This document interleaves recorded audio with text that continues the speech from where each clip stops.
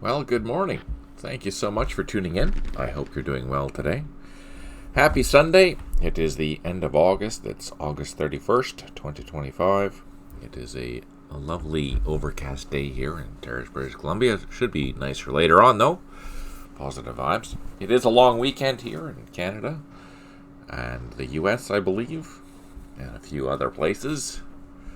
Good morning, Ingrid. Thank you for tuning in. I hope you're having a fantastic day. Really appreciate you being here. Let's see. What are we going to do today?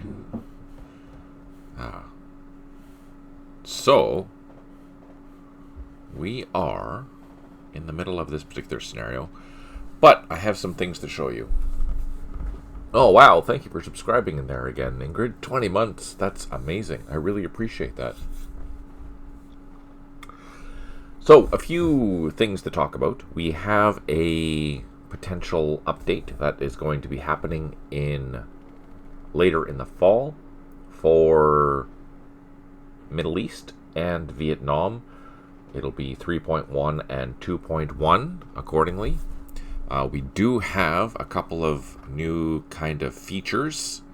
Let me just find my list here. Hang on. Or fixes. For example, top of the list, IED mine clearing should work now for spotted IEDs. So, for example, if you're walking down a trail with an engineer unit and you stumble upon an IED, you will get attacked, and then if it doesn't become eliminated or you just keep spotting it, then you'll have the opportunity to remove it. So engineers now should be able to remove IEDs much the same as they can remove mines. But they have to be spotted first. If you don't spot them, you can't remove them. Which means odds are good you're going to have an attack against you first. Not always, but most of the time. So now that's a good thing, especially for the longer scenarios like the A Week in Bin Long, or if someone has decided to plant a whole bunch of IEDs. Otherwise, they would be there the entire time. You can now remove them, which is fantastic. I haven't tested that yet, but I will test that in the near future. Another thing, there are options to the damage results menu. So if we take a look at the damage results, this has been basically redone. This gives you the intel feed, which I like. I really enjoy using that. You obviously have the various dialogues, which you can close after X amount of time if you want. Where is it? I'm going to keep the intel feed on because that's what I like. But then you can modify the dialogue. So before, you would have to go into another sub-menu after this to pick the timing and whatnot. So this just hopefully helps clear, just make things a little bit simpler. User interface kind of upgrades kind of a thing, which is good. I appreciate that. Hey, Crossroads, thanks for tuning in. I hope you're doing well today. What else is going on? Compact message log. The other thing that was done is that the turn command report has been removed from the intel feed. So we'll see that here when I get to the next turn. And that will be to help separate what's going on in here, and just so you know that it's a brand new phase. Whereas before, in the first run of this, it was much more difficult to understand when the new turn was, except when the artillery started to fly. It's like, oh, okay, artillery's coming, it must be my new turns. But now there's a separation in there, which is super handy. Command log will be in both feeds.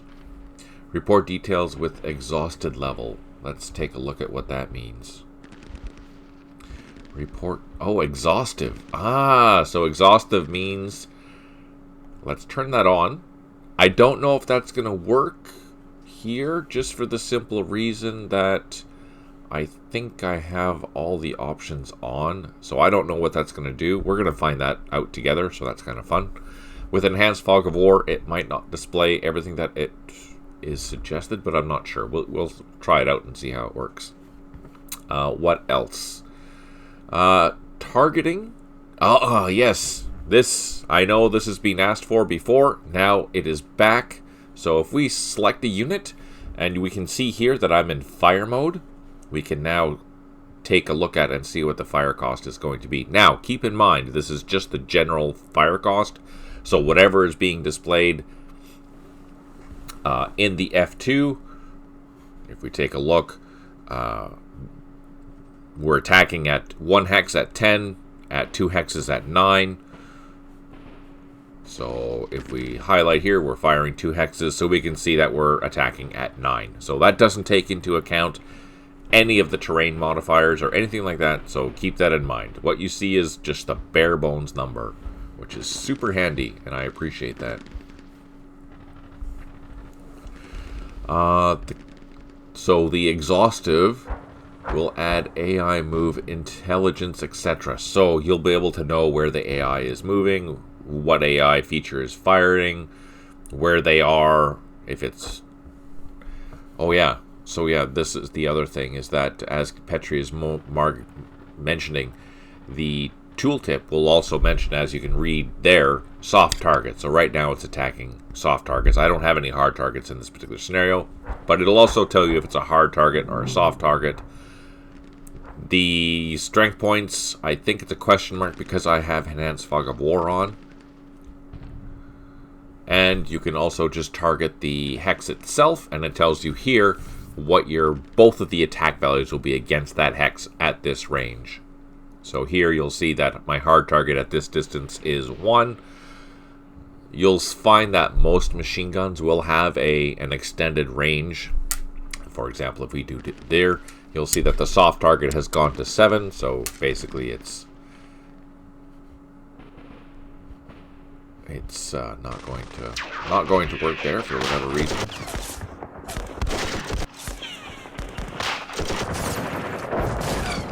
It could be because there's nothing in there. Yeah, there's nothing in there, so you can't identify what the province or how much it's going to be at 1 hex. Or at 1 hex if there's nothing in it. You need to have a target for that to actually work. So that's good to know. I didn't know that. Anyways, so at 2 hexes you have a hard target of 1. At 3 hexes you have pretty much the same as 1. So the idea is that a lot of the trucks are hard targets with a defense of 1. So if your machine gun, if you're going to rake some trucks, you should be able to destroy them. And that's why you have hard target of 1 for most of your machine guns and whatnot at distance. That's the reason. What else? Another very, very cool thing. So this is the first implementation of this. And in order for it to work, you have to turn off the unit list. So I'm going to just do that now by pressing U. You'll see that my unit list has disappeared. But if I go into normal move mode and highlight a hex, you can see the complete organization of that particular unit, which is awesome. Now that helps very quickly identify what unit is which. So if we also turn on the highlight organization, we can identify which units belong to that particular same company, which is awesome. We can do the same here. Again, it tells you very clearly which platoon it is, which company it is, which battalion it is, all the way up to which front, which is awesome. I love this.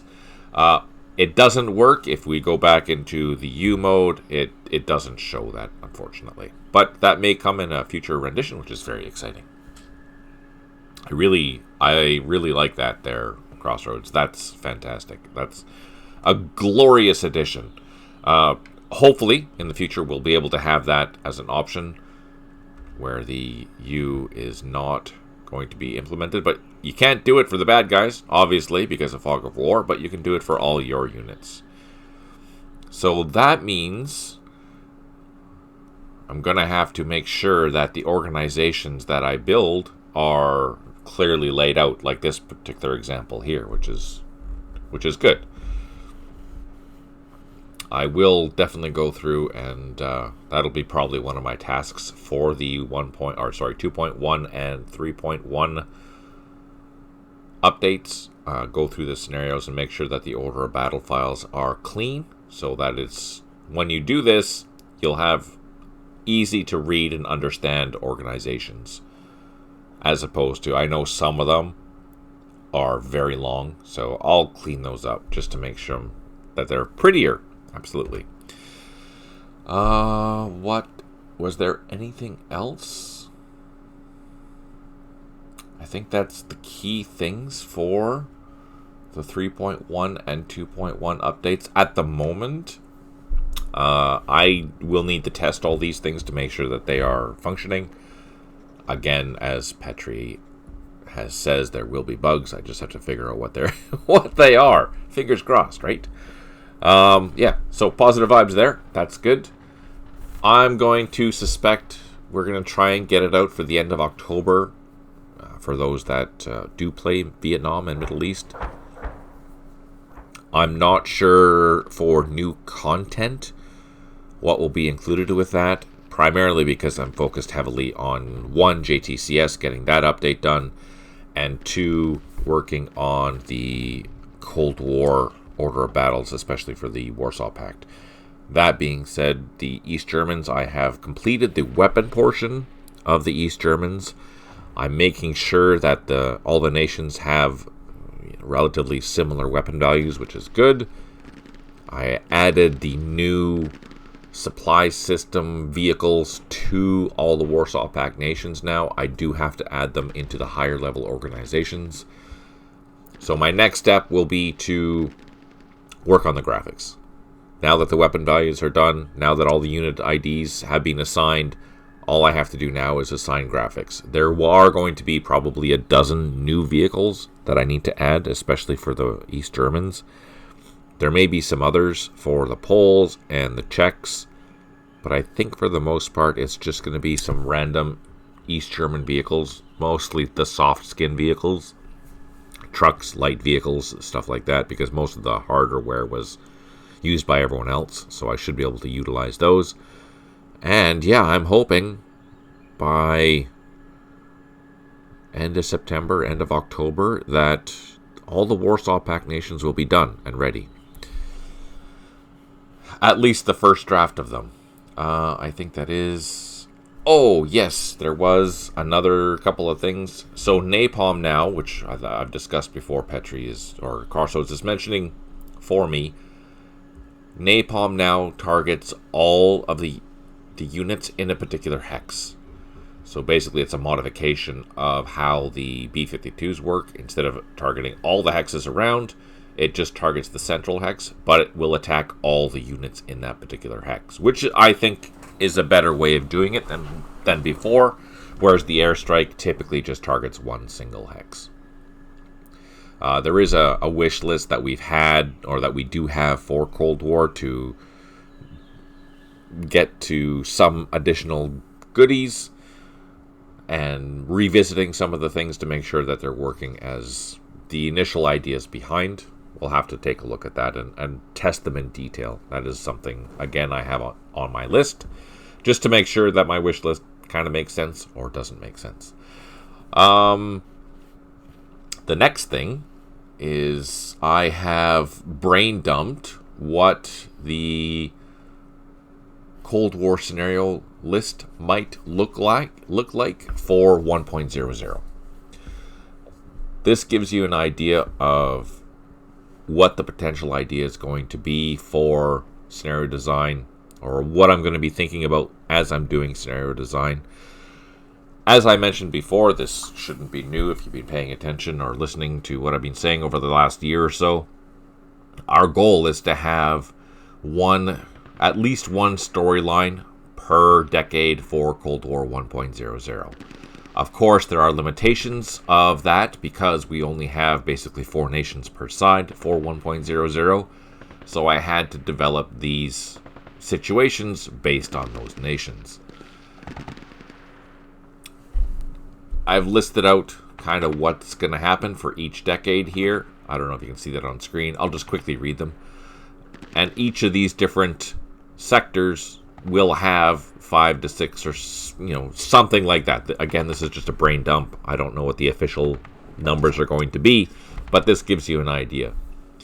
So for the 48, obviously the Berlin crisis is a very main targeting point where you can say that there was a lot of potential for something to happen there. So that is a key thing. It'll be basically just What if the corridor had to be open if the airlift didn't work, kind of a thing. German East, there was a massive uprising in 1953 in East Germany after the death of Stalin. And there was potential for things to go awry. So that's kind of what I'm going to propose in that sense, where something did go awry. If I had Hungary, I would mostly focus on that, but that'll be for a future update to the Cold War. The 60s, there's a lot of different things in the 60s that I could have done. I'm kind of interested in a little more hypothetical thing where there is border clashes between East Germany and Czechoslovakia, and there's potential for NATO intervention in that type of scrapping, which I could go through. But right now, the initial list is mostly East German versus Czech fighting. I think that would be interesting. In the AS section, I'm not sure how you say that.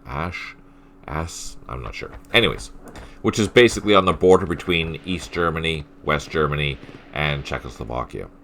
There's a little triangle of land kind of there that...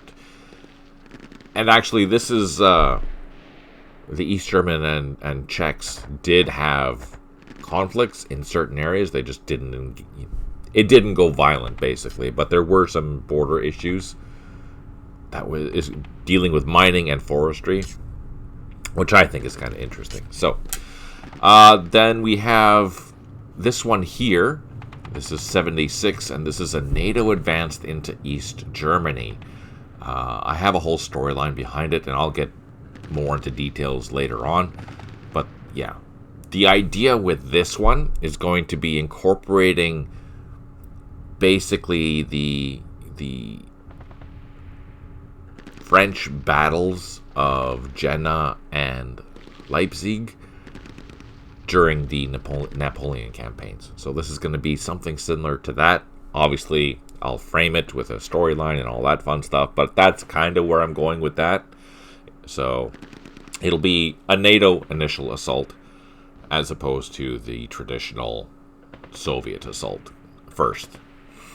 And then, so in 83, we have things going hot because the Soviets had taken Able Archer as a very, it was a preemptive potential things that they were going to go in, and that'll be really interesting, this whole conflict here. I have to figure out exactly which battles I want to do, but that'll be a Warsaw Pact assault into the typical NATO areas like Fulda Gap and North German Plains and stuff like that. So I'm sure this will get a lot of play for just out of the nature, because people like 80s, they like all the toys, etc. So that could be fun, could be interesting. But anyways, let me know what your thoughts are on the brain dump for a scenario list or the ideas. Is it interesting? Does it sound like it might be fun? I don't know. You think so? I think so. It's different, right? Still trying to be historical, but a little more operational freedom from the design point of view, which I think is kind of fun. I don't know. Let me know what you think. I'm curious to hear some feedback on that. Or throw out some additional ideas, because that's always fun. Okay, so I'm just going to double check, make sure that we are actually using the latest version, August 31st, 2025, 2.10. Oh, JTCS. I do have some minor edits that I've been doing for the next update. Again, we're slated to have JTS 2. Oh, shit. I assume it's going to be 2.05. The final update on September 18th. That's going to be done. I have to have all or any additional edits done by September 9th. And so far, I think it's just some minor platoon edits. The campaign edits that I did build a new scenario. I might add a couple of new scenarios to that too. For, as someone had pointed out on the various forum, that it is important to have some loss scenarios. So I will add a couple of key loss scenarios that if you do screw up, you do have an opportunity to, get some reinforcements or play the scenario again. Because I know, like for example, in that campaign that I made, that last scenario that I lost, it would have been nice to be able to, consolidate and try that again. So I've made a scenario where you can do that. I've also increased some of the replacements, so you can get a couple of replacements every scenario. Until the big one, for example, at that Lipney scenario, you should get a whole bunch of replacements, but you have to get there first, and I didn't get there. So up until then, and I also stopped it so that if you do lose a scenario, a minor loss, you'll still be able to proceed. But I might change that for a couple of the harder scenarios where if you do get a minor, you'll be able to replay that particular scenario.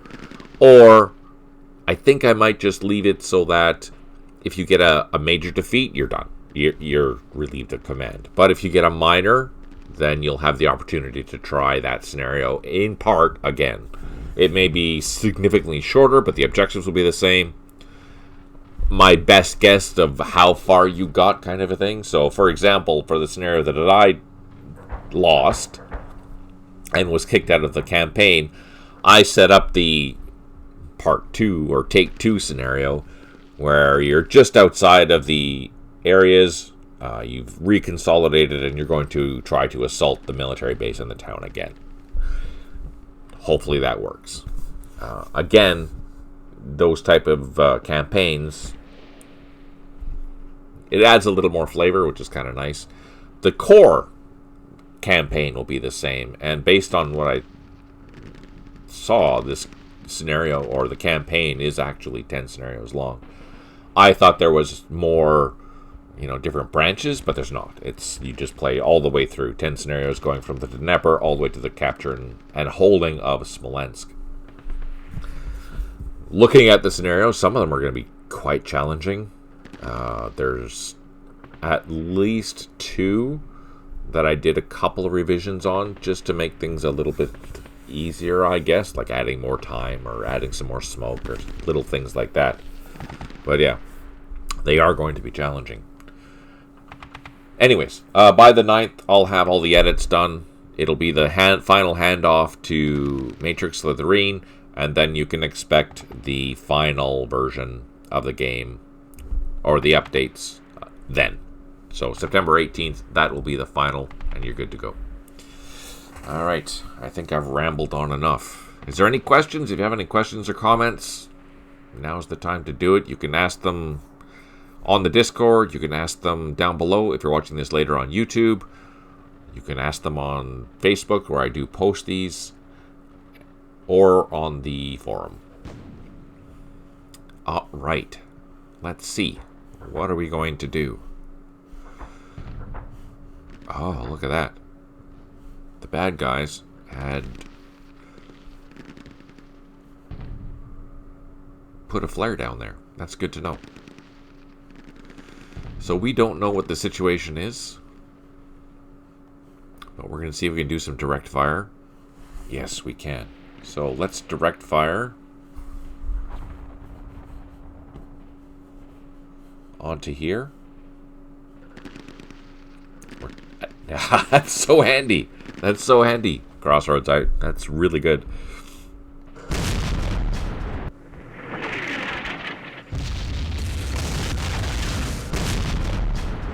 So again, these attack values are just the raw values from the F2 position. So you don't know what the effects are going to be based on the TEM of the hex itself, which might be something to consider later on. I don't know. Or do you want the user to determine that? So we did do that. I like the tooltips. I think they're great. Now the question is, let's assault the right hex here.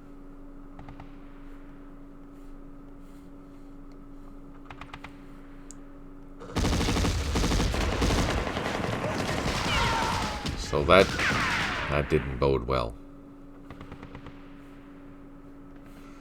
Let's see if we can do some more damage.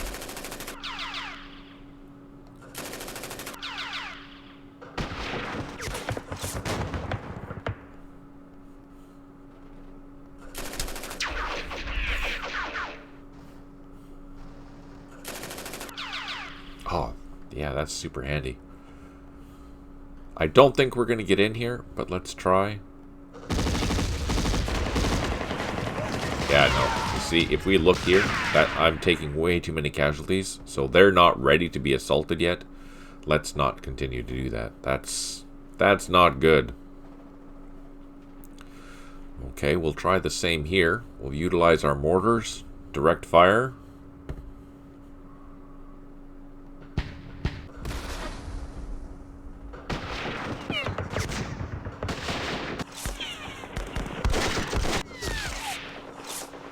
Oof.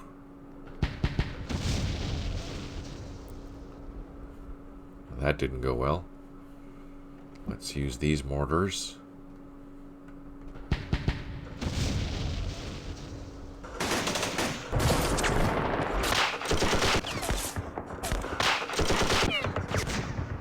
Ah, shit. We lost one of our mortars.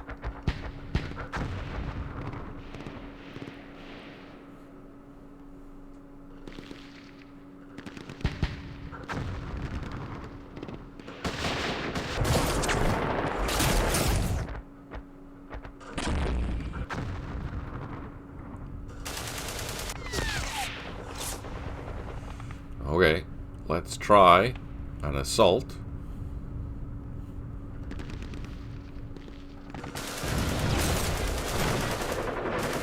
So here,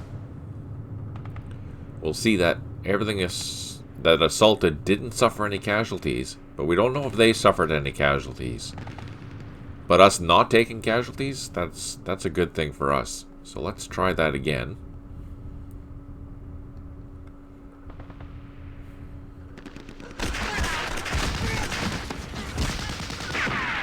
Second assault, they suffered a double unknown effect, which is good. That means they're taking casualties. We suffered a disruption, not the end of the world. That's okay. I don't have any forces to try that one more time, so I'm not going to. But I'm going to get ready for next turn for a second assault. Here.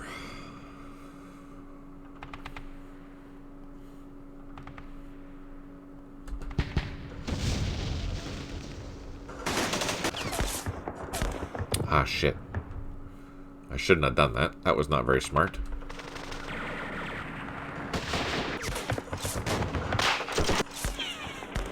So basically we're using these machine guns to draw fire, so when we start doing closer assaults and things, they will be better. So these are actually full strength. We're going to assault this 3 times after I finish doing my hits.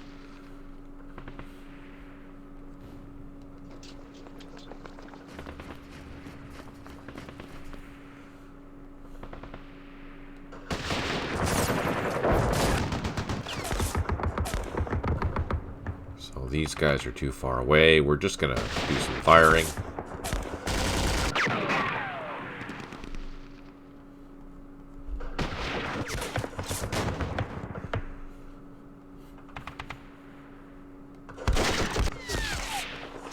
Let's see, do I have any disrupted? No, I don't. Let's throw these guys into an assault. Then we'll do these guys. So this is a good assault force. Hey, Tim, thanks for tuning in. I hope you're doing well. We did suffer 1 casualty, but they suffered 2, so that bodes well for us. We're going to hit them with this grouping here.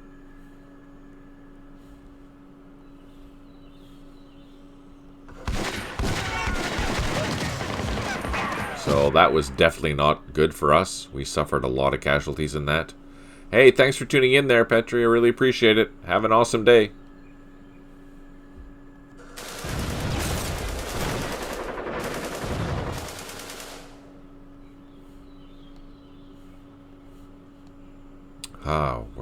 fully loaded into there. That's too bad.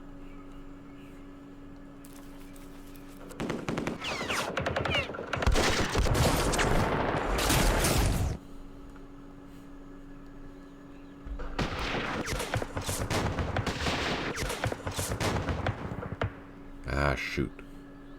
How's it going today, Tim?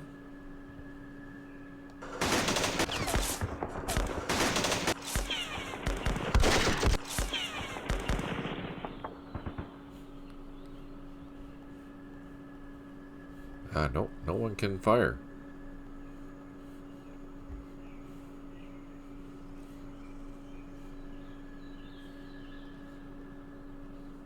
Huh. That's kind of crappy.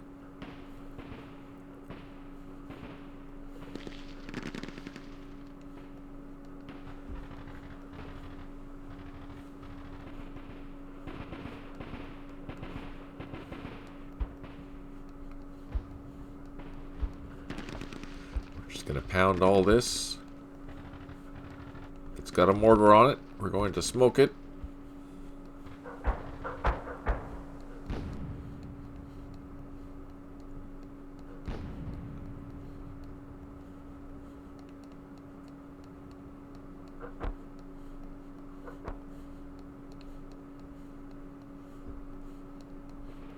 Alright. Woke up at 6. Kept banging away. Oh no. And the turn.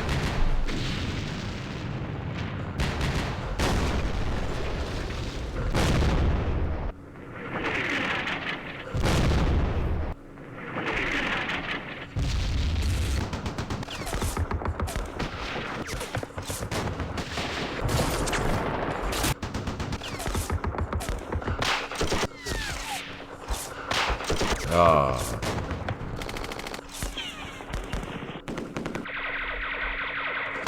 Authorities ignored. No, yeah, that makes sense.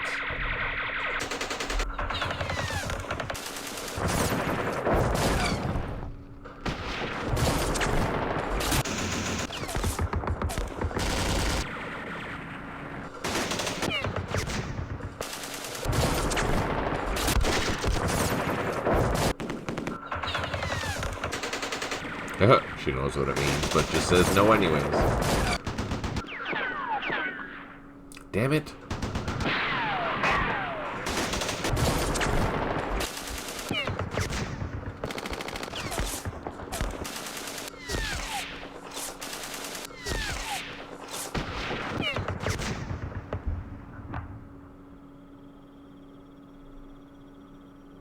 Oh, there we go. So now, as we can see, the command report is being withdrawn.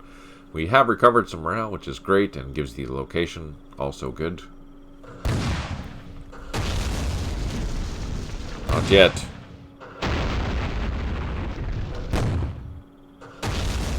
We've suffered far too many casualties, though. That's the problem with this scenario.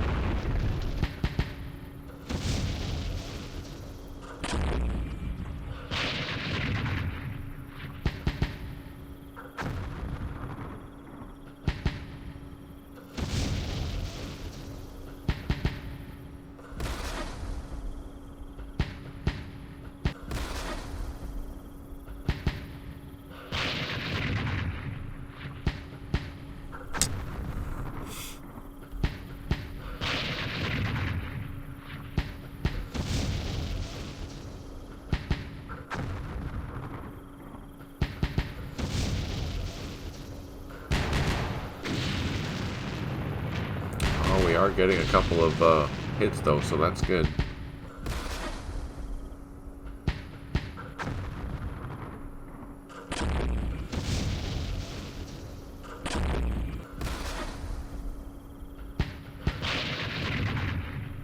A lot of unknown effects.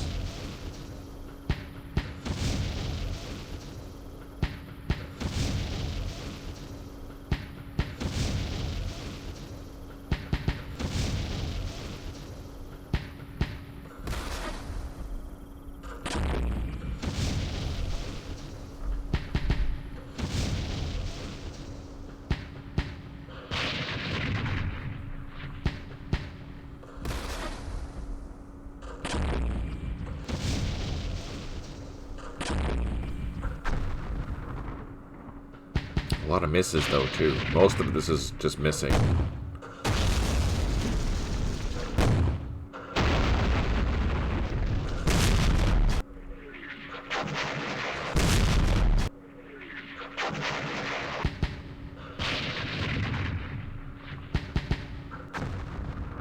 I see, I clicked something and now we lost our visibility. That's too bad.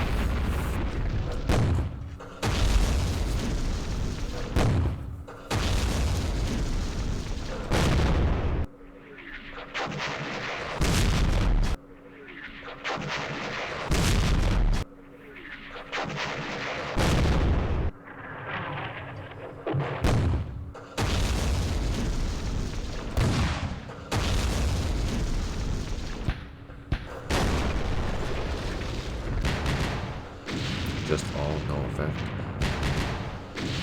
Holy.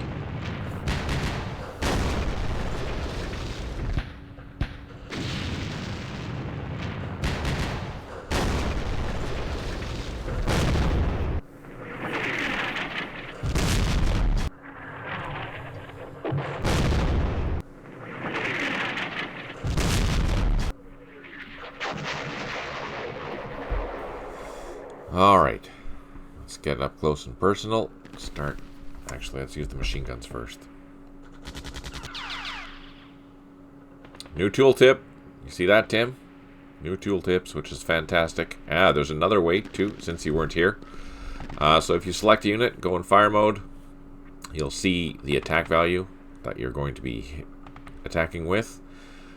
And if you turn off the unit list, you'll be able to identify units, which is awesome. Oh, in regular mode, like this, you'll be able to see the organization, which is super handy. Very cool. Hopefully we'll be able to get this with the unit list on, but as of now, just as a working. It's pretty cool. That is really cool. So if you like keeping track of your units, you can just turn on the organization, and then you can be able to identify which company is which very simply. I'm hoping to have that with this unit list on. Right now it doesn't do that, but at least we're working on it. Some little bit of progress, which is always a good thing. And then, obviously, the tooltips. If you want to see what the heart attack values are going to be against this particular hex. Now, keep in mind, it's just adding what these... Since I have 2 selected, it's just adding. So it's not actually attacking that hex at 18. That is something that I'll have to mention.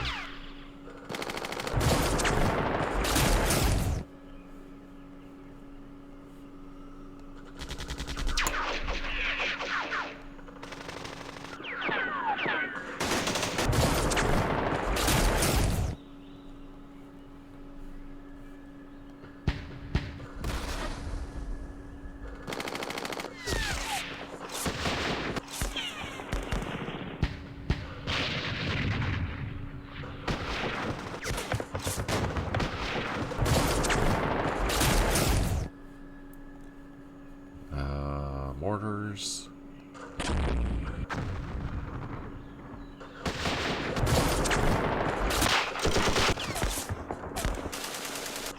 And we're soaking up a lot of fire, or we're trying to anyways.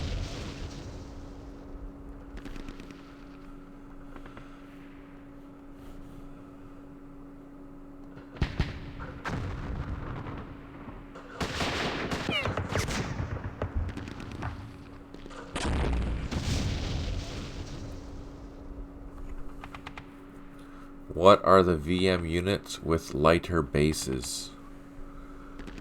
These ones here?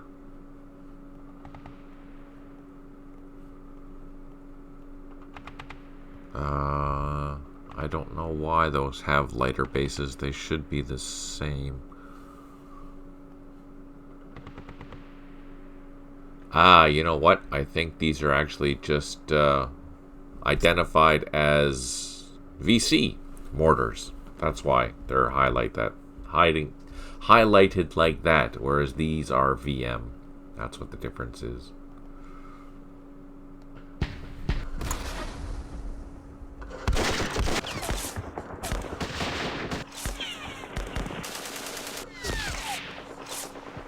Oh, we got disrupted.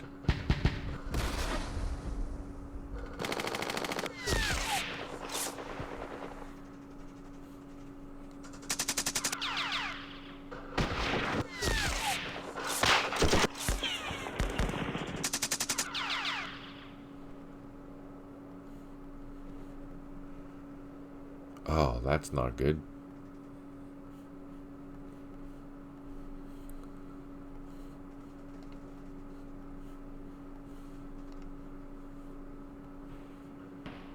Ah, overstacked it. Damn it.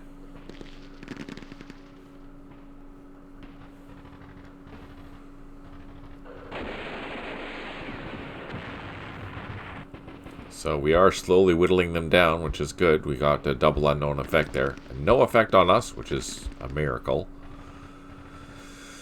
Alright. You guys.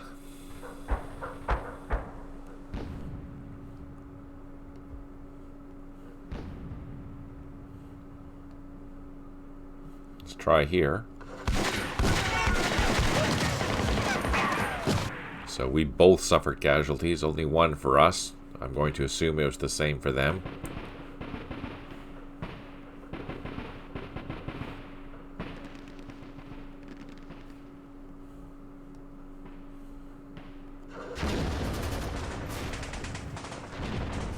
Again, both of us suffer casualties, but not terrible. Yeah, that's... Obviously, there's a problem with the scripting of the coding of the... There probably isn't any VM mortars, 82mm mortars. So that means I have to duplicate the set of mortars so that they can have the proper bases. That's the problem.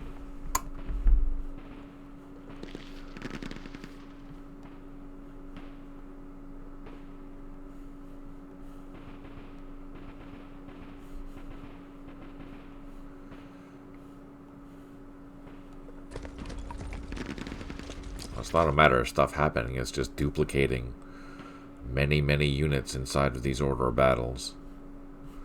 That's all.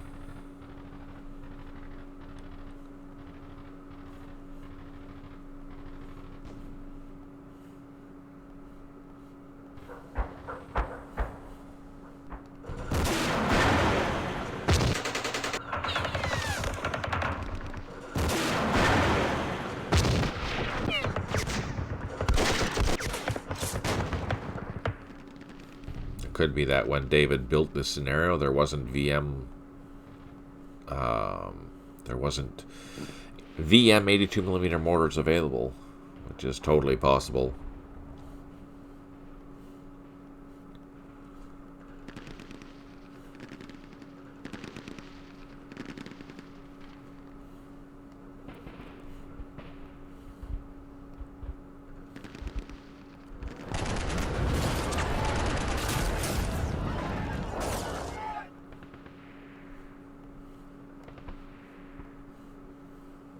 Do I have...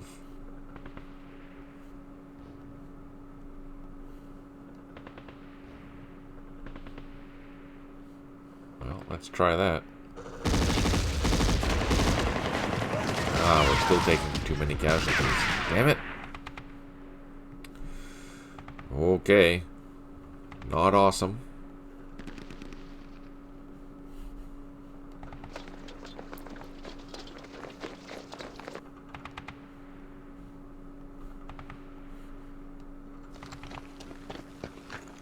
Gonna smoke these guys.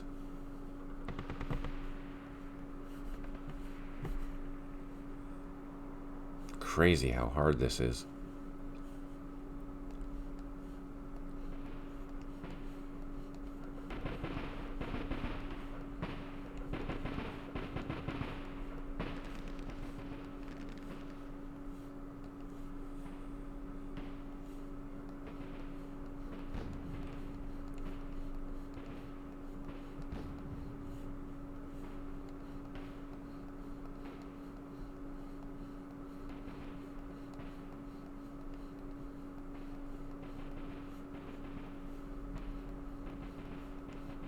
Alright, there we go. Save it ended.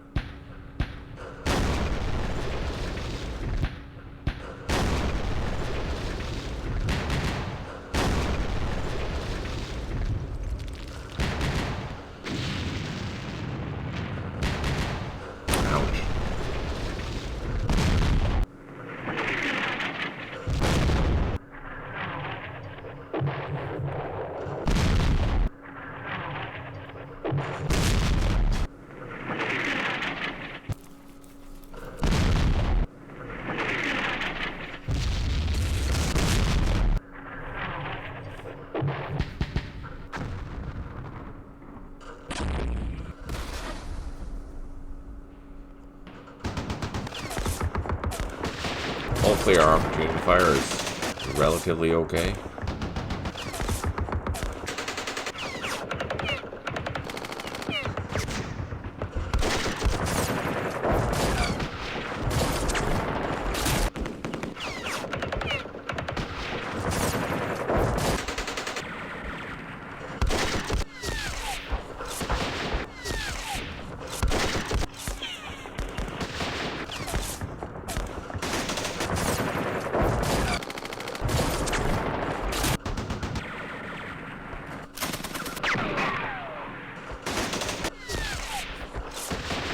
Come on, get in there.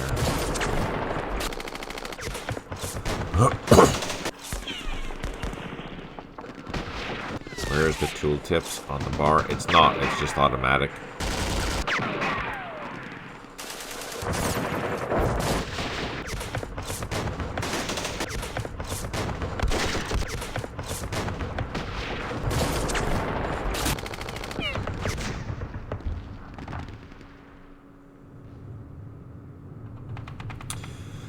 We have 11 out of 19 units that have recovered morale. That's good. 2 headquarters unable to provide supply, 4 artillery units unavailable, and 1 unit low on ammo.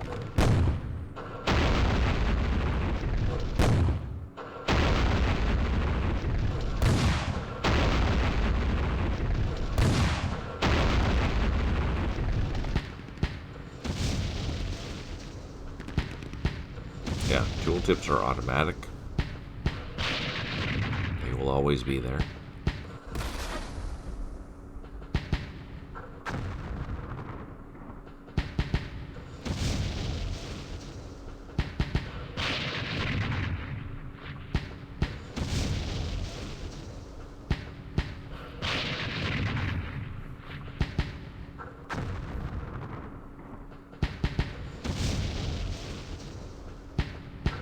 Just unknown effect, unknown effect. No, the tooltips for the organization is, you need to see that for the U key. Right now, that might change by the time this is officially released, but just to show you, yeah. In order for you, if you want to see the organization, you need to press U off, so this unit list needs to be turned off by pressing U. Again, that might change by the official release, but just to show you what we're working on, that's how it's functioning right now. Keep in mind, I'm using the 2.1 update, which no one else has.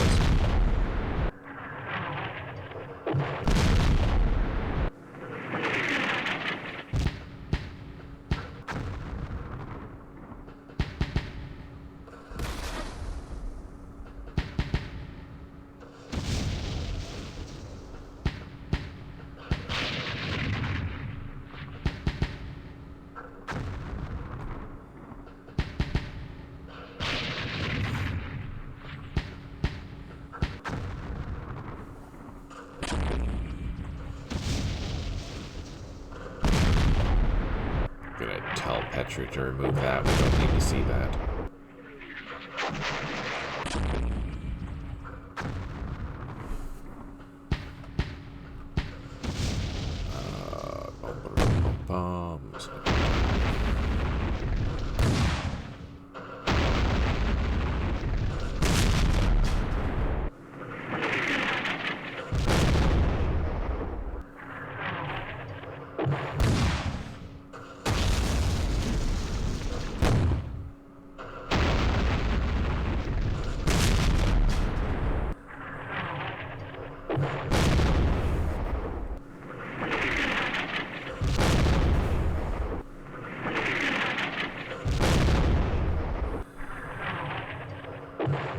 Once this is done, I'll show you again how it works.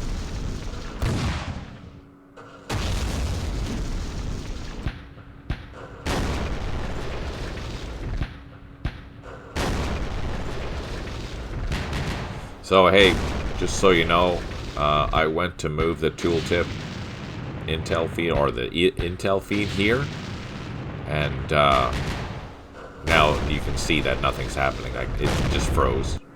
This froze. It'll come back, but now that I hit the intel feed, I can't see what I should be seeing.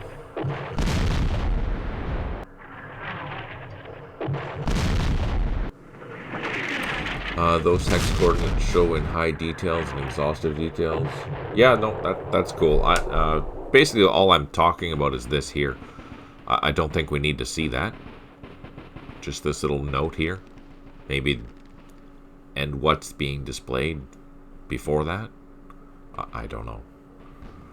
Okay, so yeah, here we're back to everything is normal, which is fine. But yeah, the tooltips. So if you go into fire mode and you select the unit, you'll see what the targeting is. And then if you want to see the structure right now, you have to turn off the unit list and then go into the normal move mode, and you'll be able to highlight the organization. Again, this is the 2.1 update for Vietnam, 3.1 update for Middle East. These will be available probably around the end of October. Super cool. But if you turn the unit list on, you don't have that option. Hey, Stipe. Oh, good. It should not freeze. The messaging to Intel feed is async. Yeah, it shouldn't, but it does. Just as an FYI, and it basically happens every time that I do that. It doesn't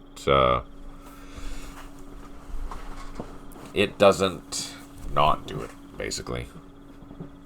At least it doesn't go into the situation where I can't load up the scenario, or I have to reload the scenario, so that's a good thing. But it does freeze, but when it's finished doing whatever it's doing in the artillery phase, then it comes back to normal. But just as an FYI, I don't know why it's doing that. It is a different thing altogether. Hey, Stipe, a couple of cool things for you to see.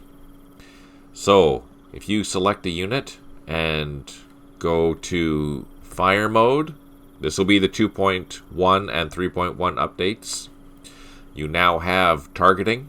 So, and here it tells you, for example, I'm hovering my mouse over the target here, and it says that the soft target attack is going to be at 7. But if you just do it in the middle of the hex somewhere, it'll be less than that. So this one here is low on ammo, obviously. If we use this one, we'll see that it is full strength, attacking at 9. The low on ammo is going to be attacking at 7. And then, oh, I see. So if you want to target your own units, you can see that it's via machine gun at 4 strength points. At you're going to attack it at 8, for example. Don't target your own units. That's probably not the best. Oh, show it without fog of war. Can I change that in the middle of a scenario? I don't know if I can. No, I can't.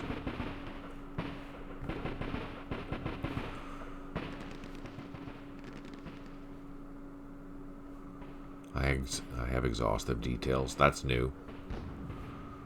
So exhaustive details basically will give you a lot more information.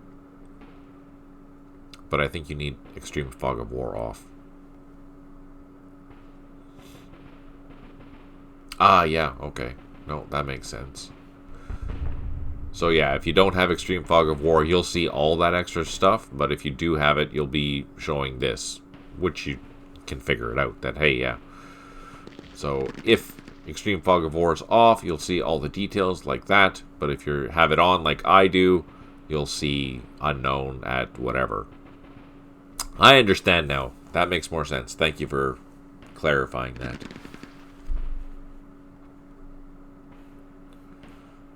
And the other cool thing, Stipe, is if you turn off the unit list, go into move mode, you'll see this. You'll see basically the structure of the unit, which is super handy. So if you want to highlight a company, you can identify what company that is with just by highlighting or moving the mouse in move mode over that particular unit. It pops up and shows you the organization of it. That's kind of cool. That's super cool. this is just the first draft of this, just to get it, does it work? Yes, it does, and it works quite well. The key, though, hopefully in the future, we'll be able to have that with the unit list, obviously shown. But yeah, as a really neat thing, that's super cool. And this will be one of those things that'll be available in the 2.1 and 3.1 updates for Middle East and Vietnam, probably the end of October-ish. Before the Christmas rush, because Slytherin won't have time to do anything during that Christmas rush. So we're trying to get something out beforehand.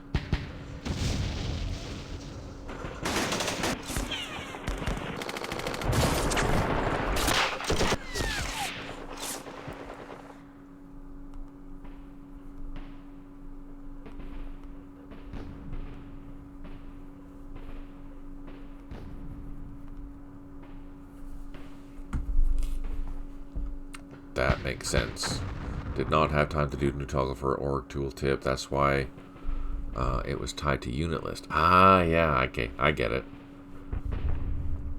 So one thing that I noticed is that this is in a good flanking position for assaulting. So I'm going to try that this time. But first I want to do another assault into here to see if we can finally get into here. Let's throw them in.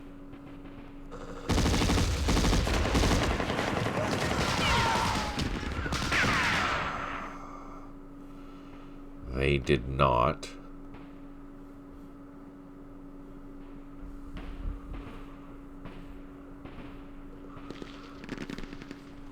Let's try a second assault.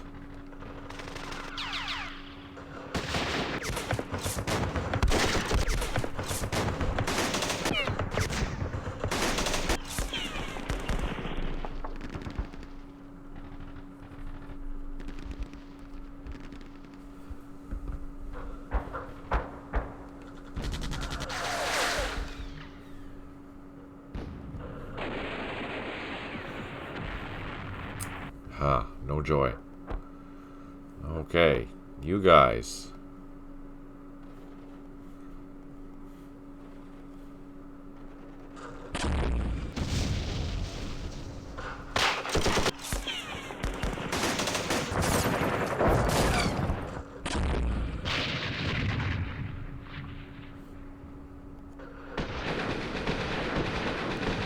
Oh, we're on the right path. Look at that.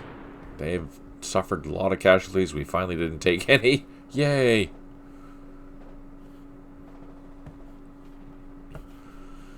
Okay, now here.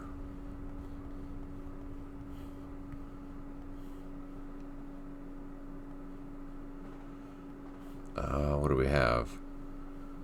Almost full strength. Let's throw those in if we can. Which we did.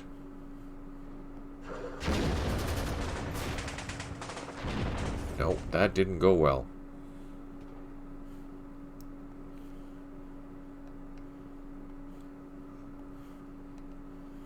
Let's try. So what we're doing here, we're doing a flanking assault. Oh man, we still got slaughtered. We're suffering too many casualties trying this. This is not good. This is not good.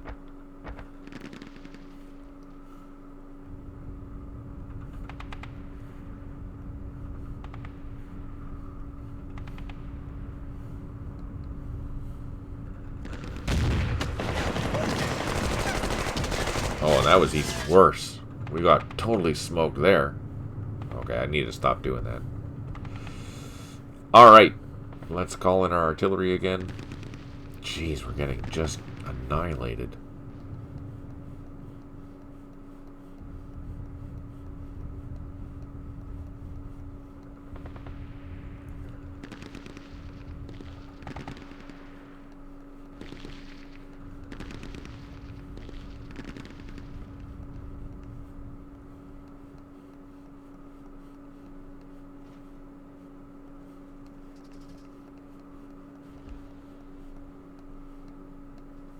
Come on, we need to get in here.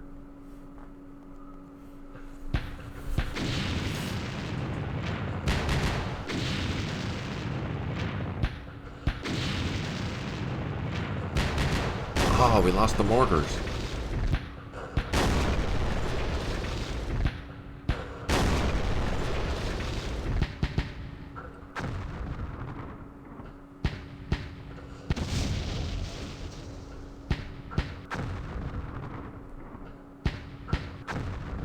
For the unit list stuff, you could tie it just to the highlight org, right? So if you have highlight org turned on, then it'll show, maybe? I don't know. What do you think?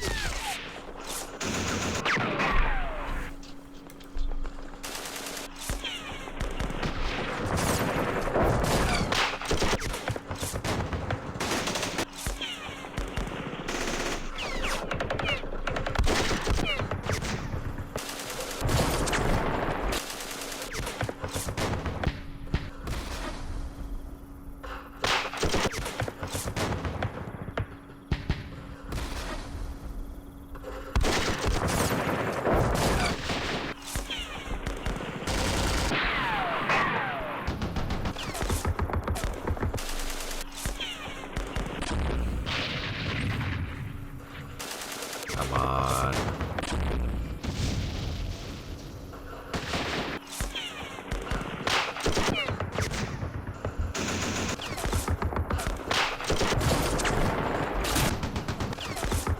Hey, Petri, just curious if you use arenas at all.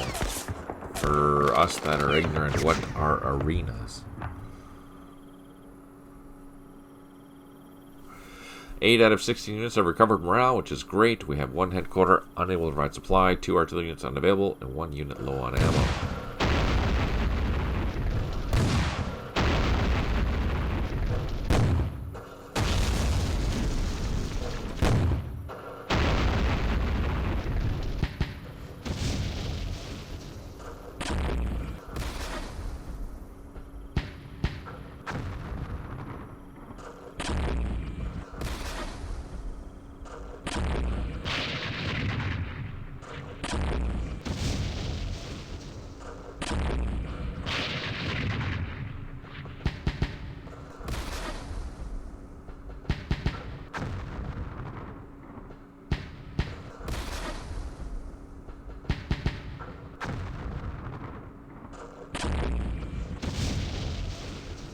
Arenas are a way to bundle items that favors optimal memory usage.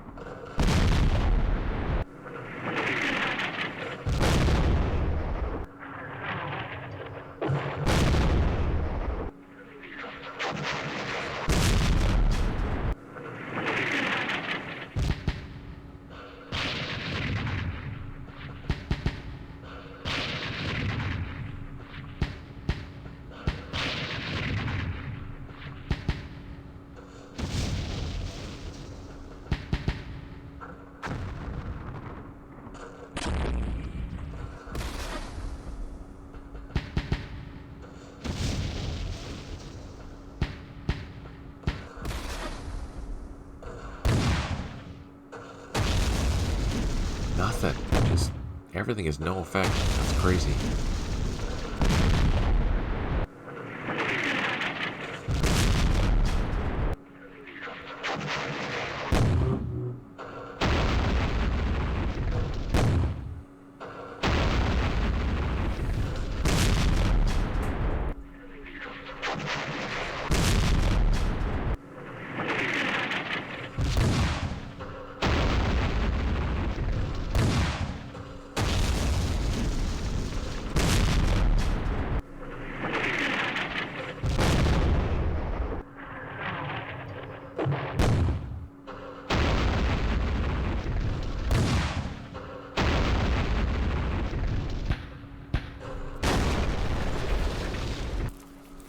Oh, a retreat. What is that?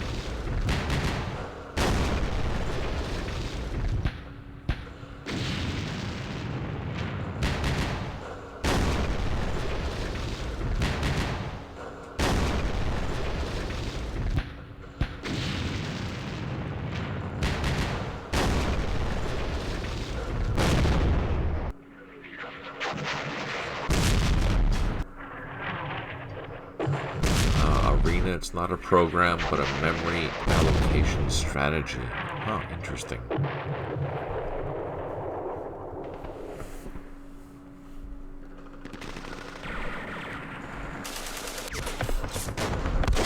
That might be something for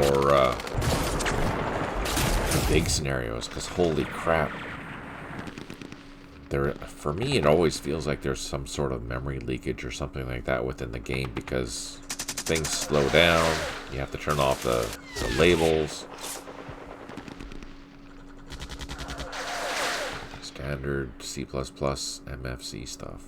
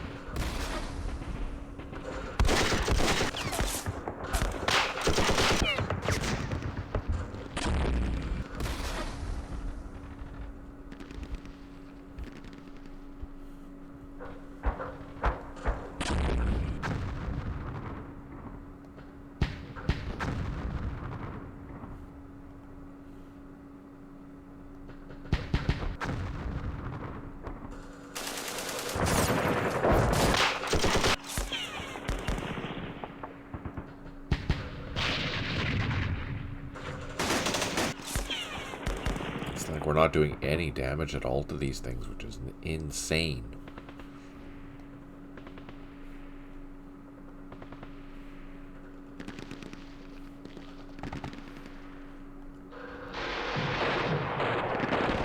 Nothing. Whoa.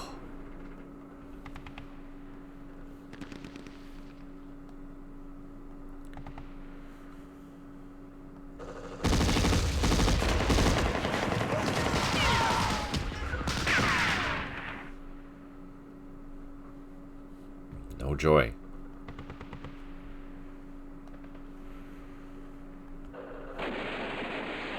Holy crap, we finally took out 2 of the platoons. Can we overrun this? Oh, we still can't overrun it. Come on. Really?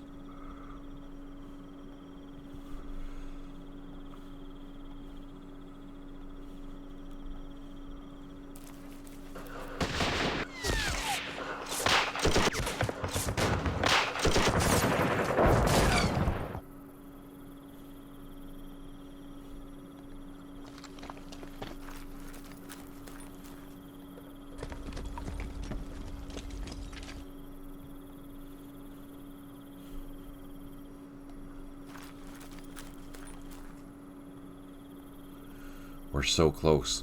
We're so close.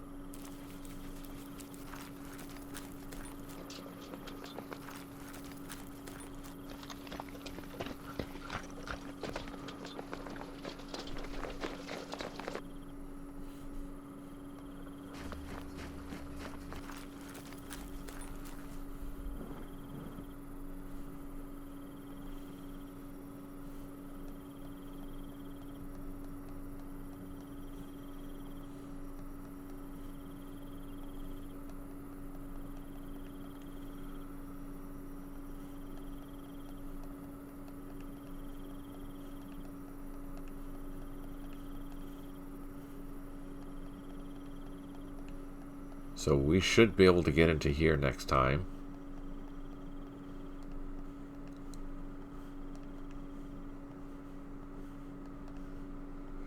What scenarios are you finding the longest to load there, Stipe? Or all of them in general?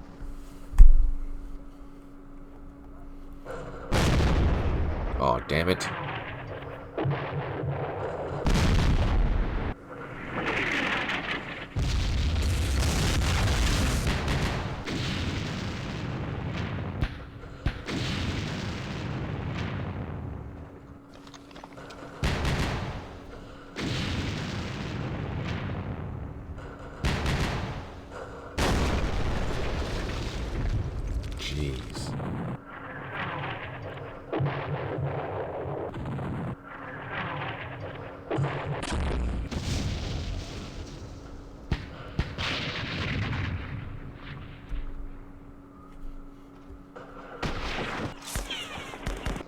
all of them, it seems to be a fundamental systematic issue.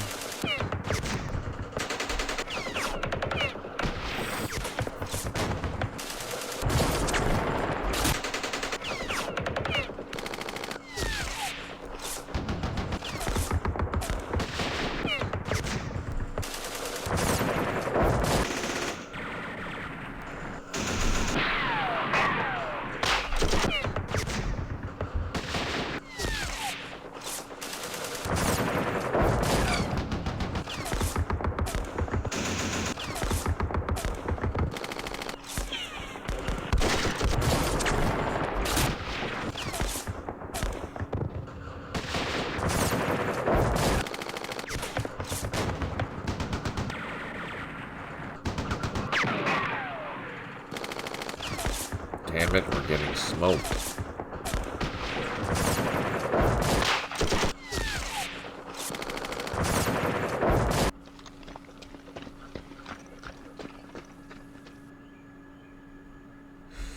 8 out of 14 units have recovered morale, 4 headquarters unable to provide supplies, 6 artillery units unavailable, 1 unit low on ammo.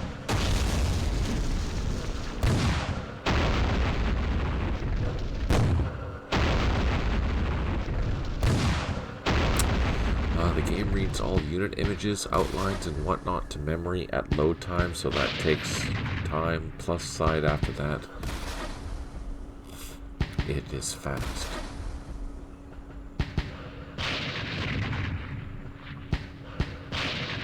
Oh, I understand. So there's a lot of overhead that needs to be loaded prior to actually starting up the game. Is that what you mean there, Patrick?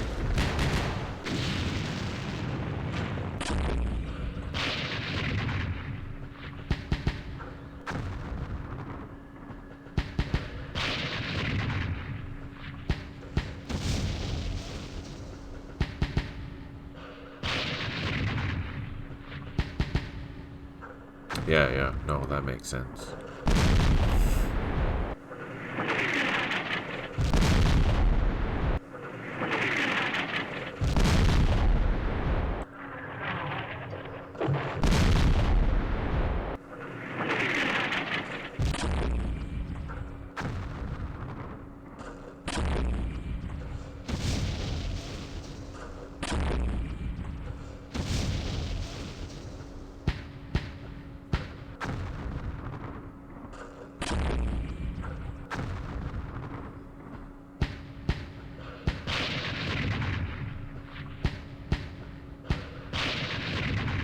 There's a ton of files to read, unit images in 3D, 3DXS, shadowless form, outlines, map images, etc.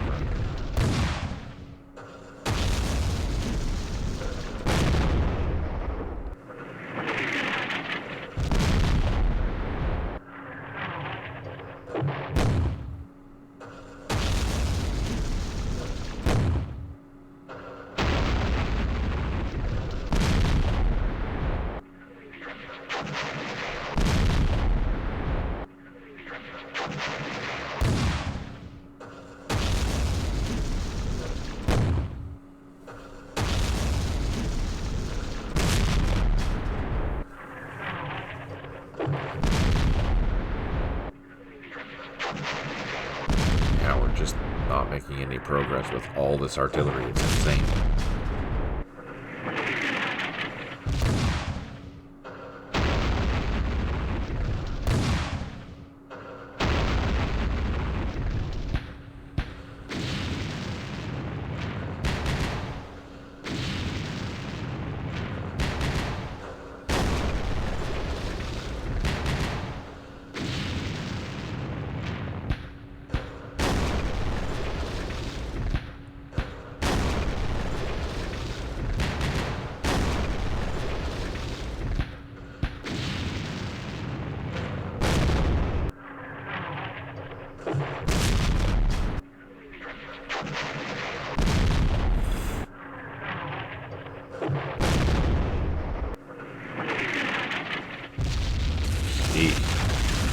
That was brutal.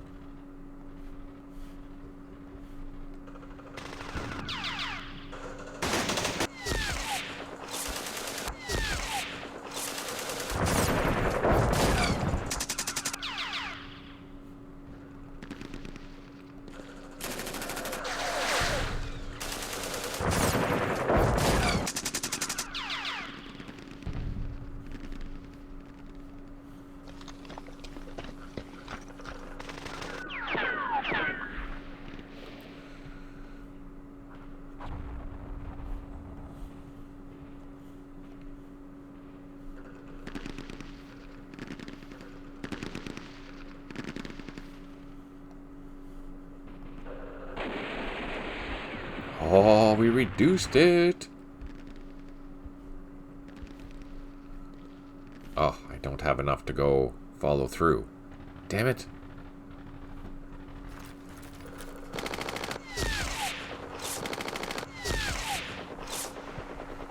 Okay, let's try this. Let's soften this up first.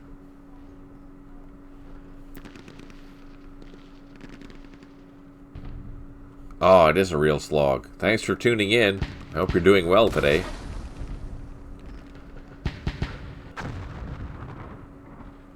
The worst part is the artillery is just killing me.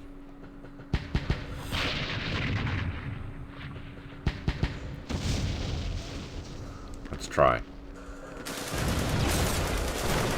No joy.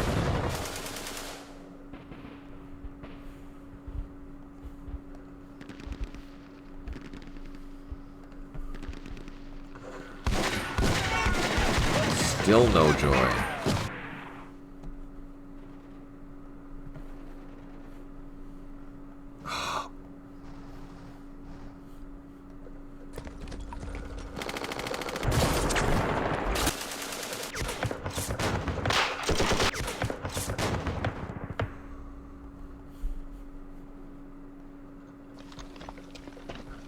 Oh, I can't get in there.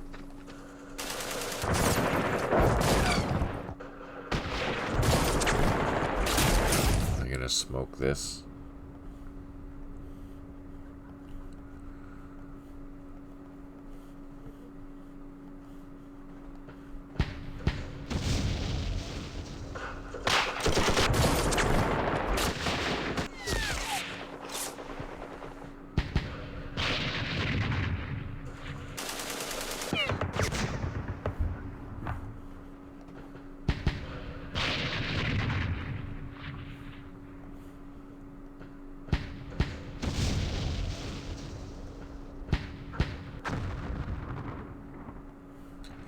Let's try one more assault into here. Oh, crying out loud.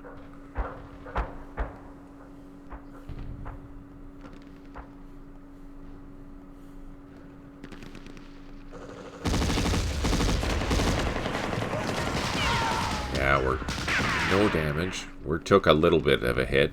I mean, that's not the end of the world, but jeez.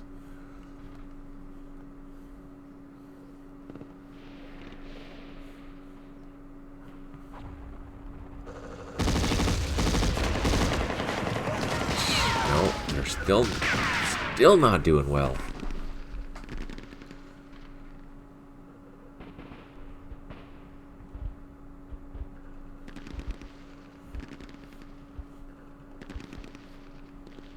These guys are done.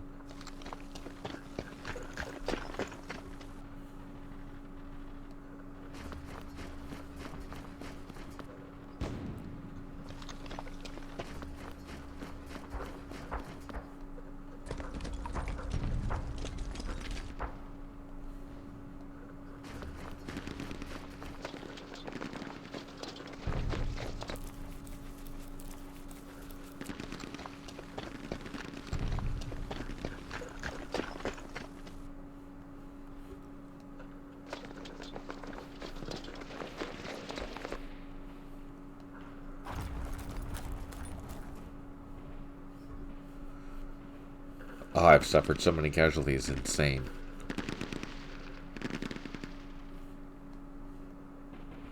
Yeah, I can't even get in there.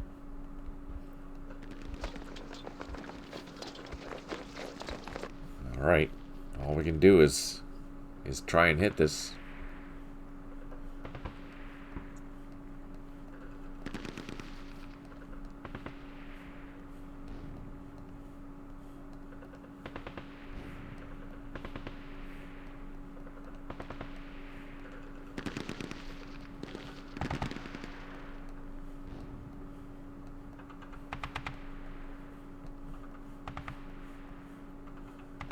Just going to try and pound both of those two locations as hard as I can, even though it seems like it's not having much effect. Damn. Alright, let's see what happens.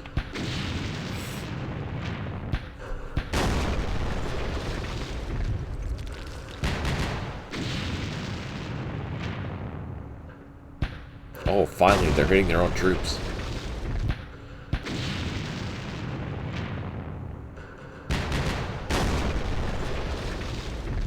Jesus.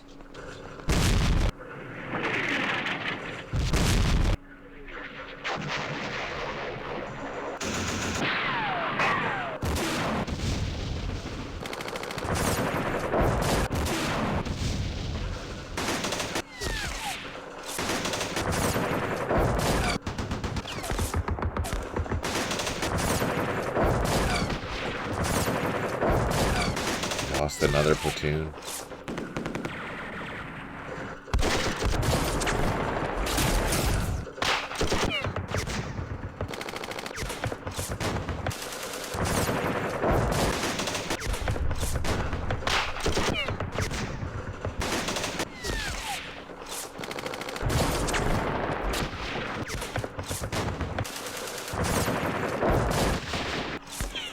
Thanks for tuning in, Stipe. Oh no, it's not disruptive at all. It's interesting. I wish I had more information.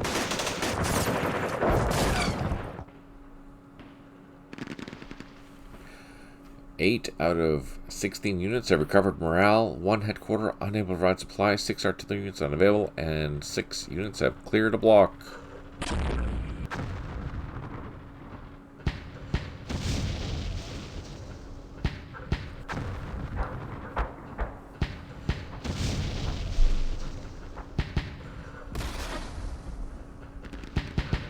Unknown effect. Unknown effect. We're looking for the magical double unknown, and so far nothing.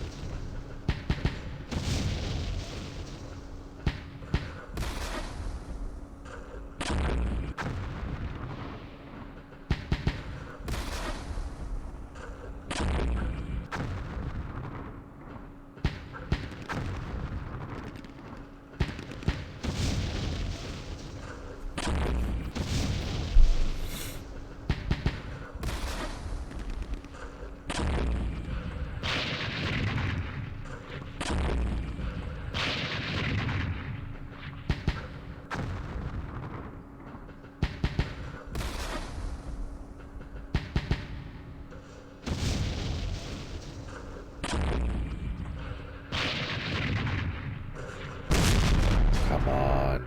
Happy hits.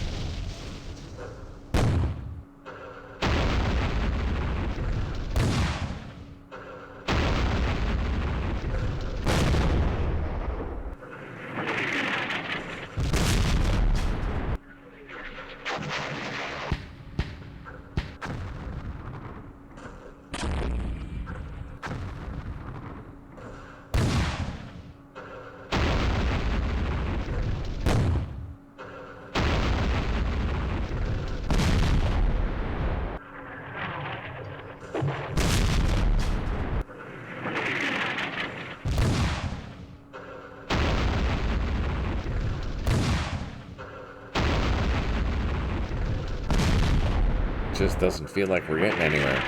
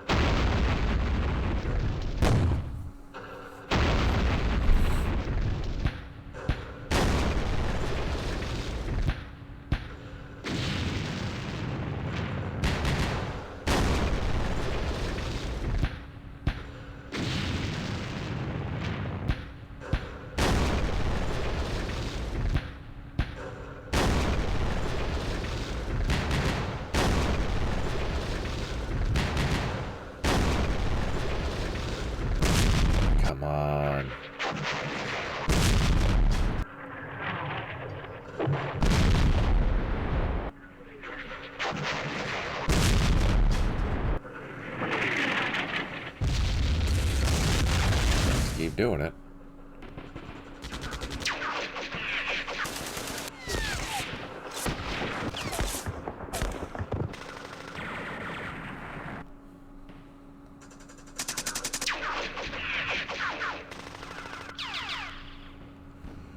All right. Can we get in here?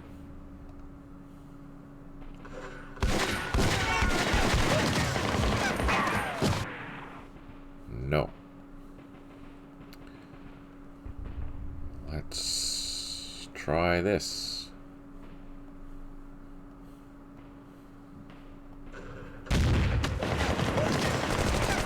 No. Come on, really?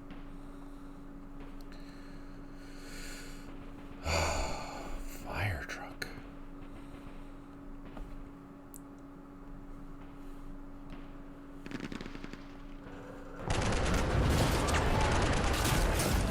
They took casualties.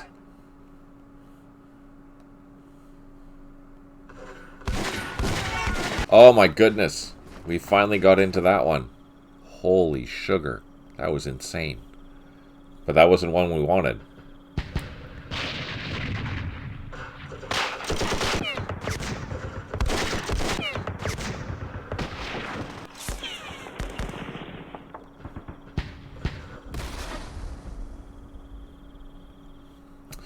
Okay, we need to shift some troops here.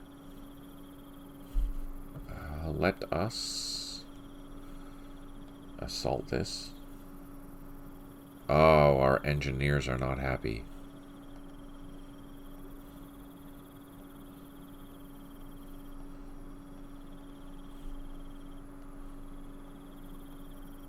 Ah, shit. Wait. Who are you with?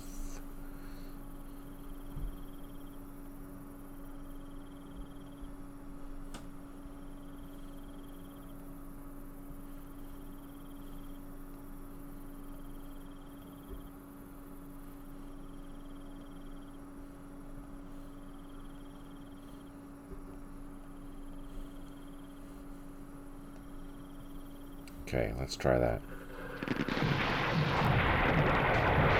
No joy.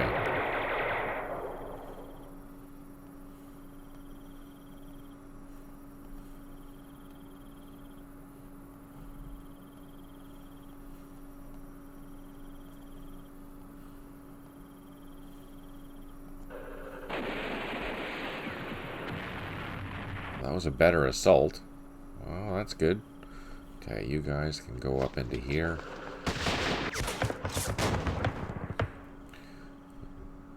I need full strength platoons is what I need, but I don't have any.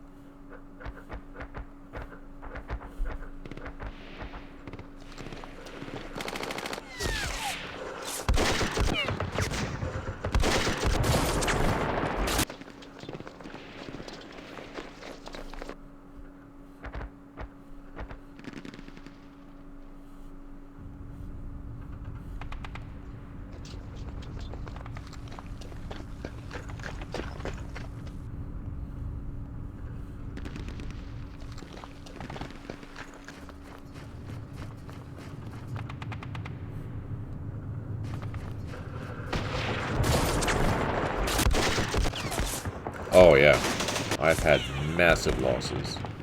Massive losses.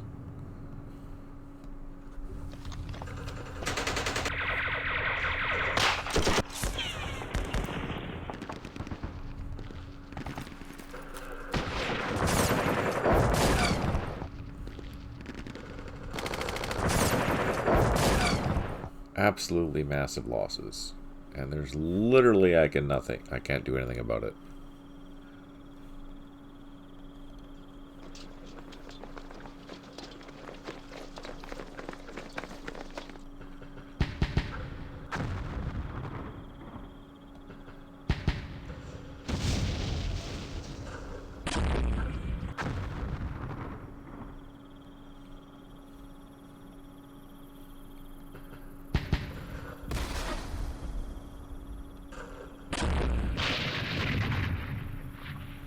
Not a darn thing.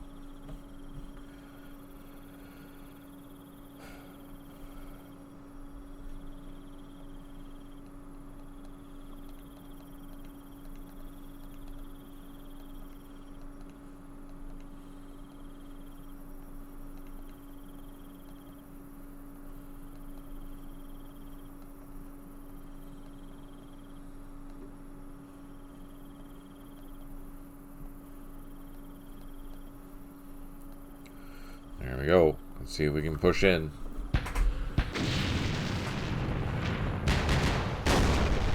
Seems like I'm going to lose this scenario. Just because of the losses.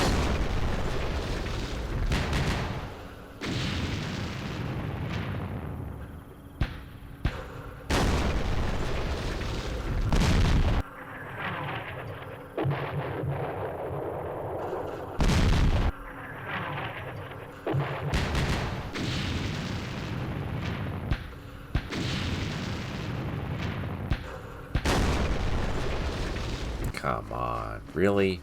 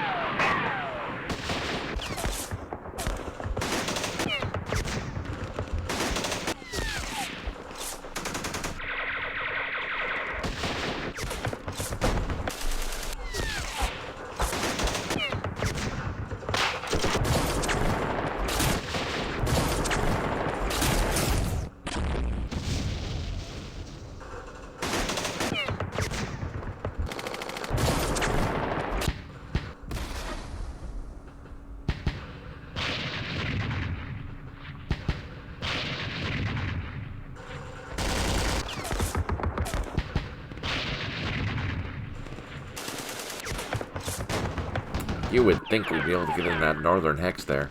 I don't know. 11 out of 21 units have recovered morale. 2 headquarters unable to provide supply. 4 artillery units unavailable. 1 unit low on ammo. And we did clear a mine. Yay! Or block.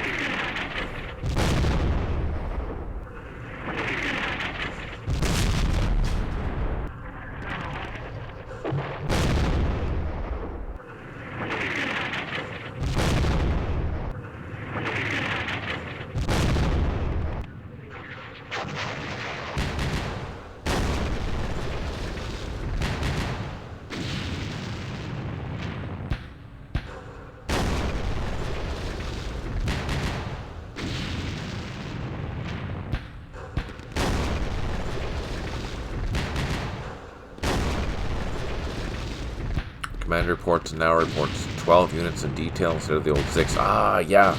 That makes a big difference, actually. So thanks for that, Crossroads. That's awesome.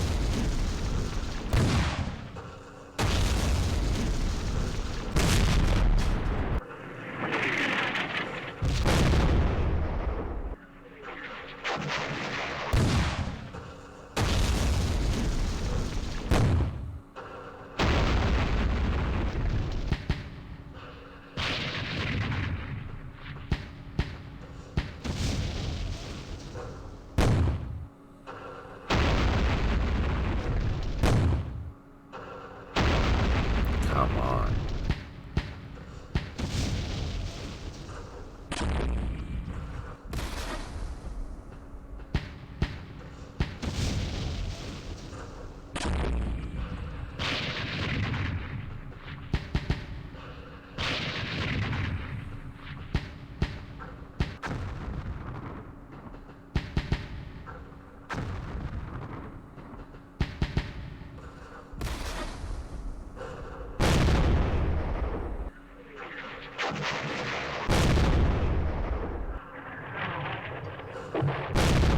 Almost done.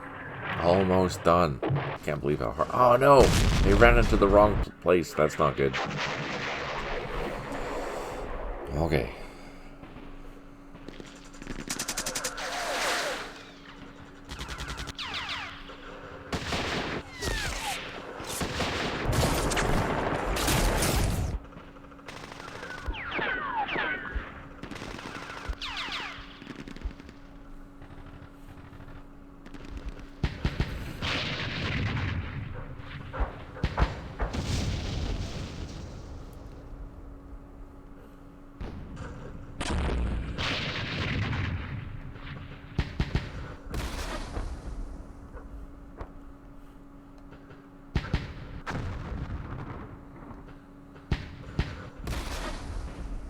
Man, we did everything we could there.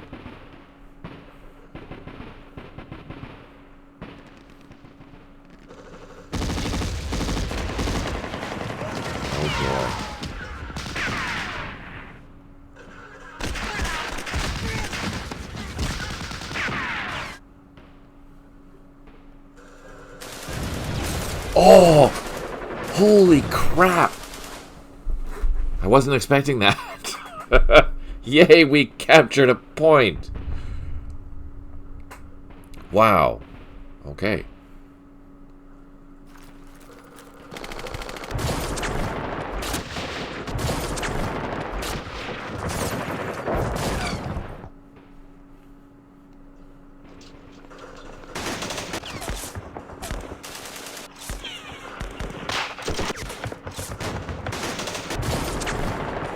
Holy, that was insane.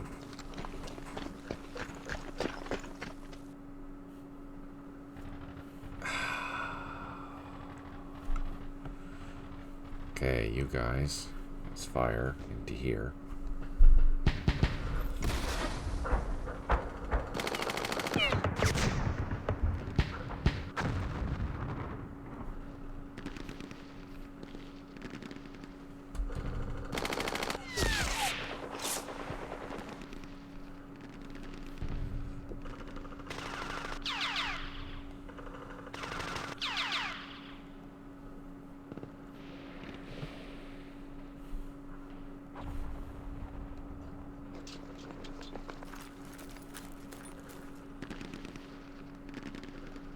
Oh, my God.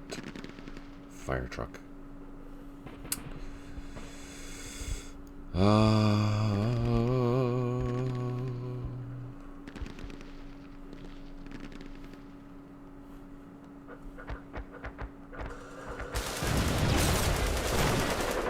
Oh, we're just suffering too many casualties. That's not good.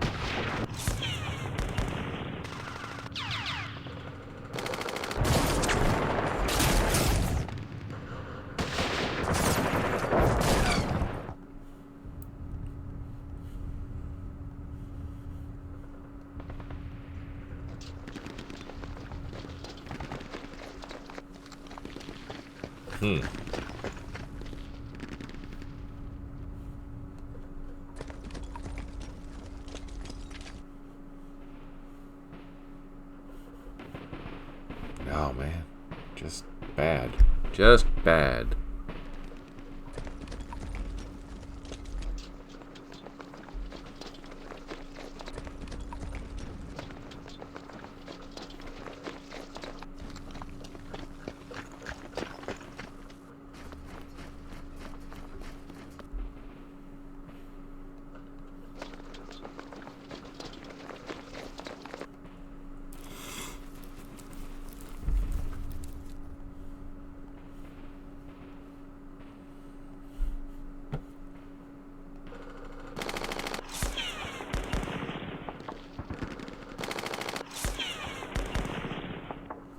Okay.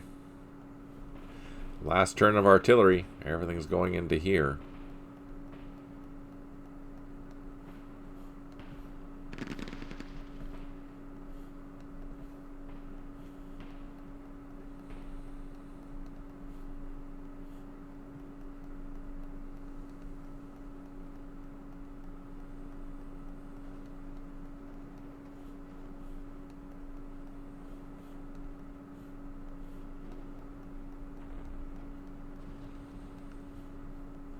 See what happens.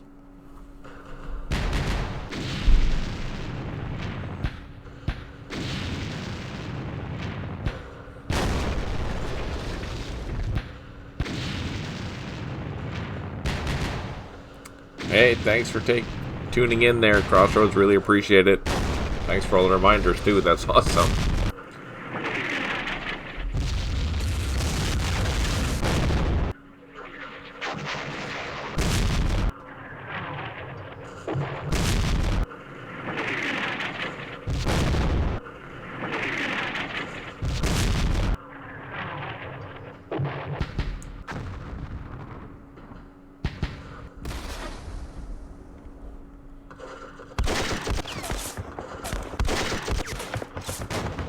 Come on.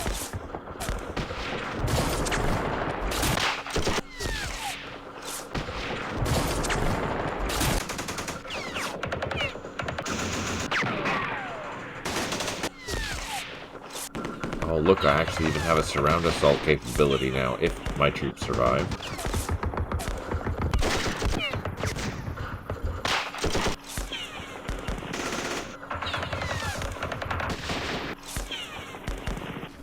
Oh, that's good. 7 out of 15 units have recovered morale. We have 1 headquarter unable to provide supply, 7 artillery units unavailable, 2 units low on ammo. Here it is. This is the last kick at the cat for that objective.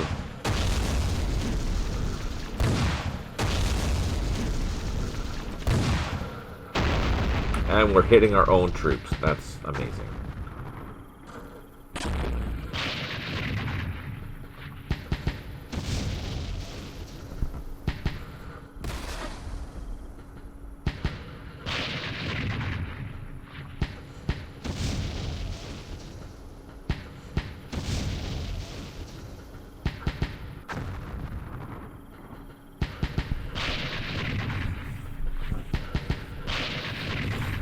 Very danger close. Yep. That's the risk. You're up close and personal. You do run the risk of being struck by your own airstrikes and being struck by your own artillery.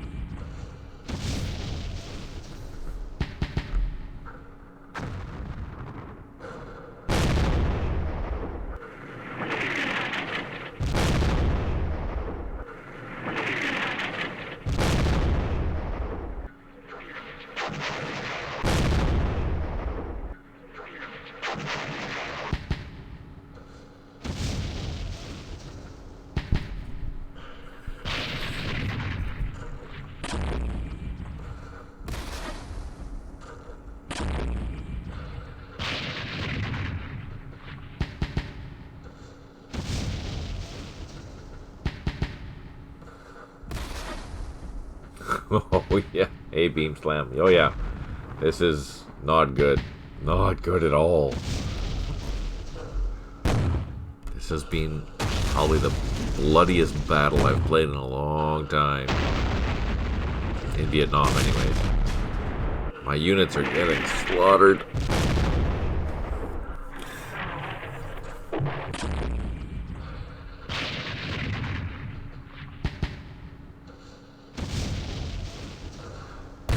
All this artillery, no effect.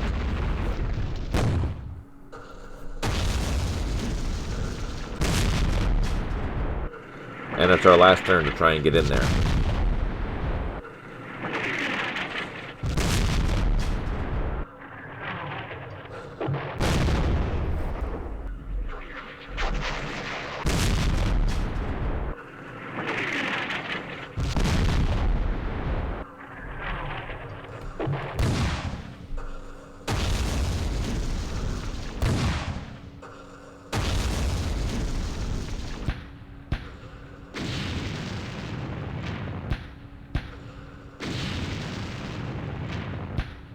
All that artillery. So much of it. I have to say I'm glad these aren't bunkers, they're just trenches, but jeez.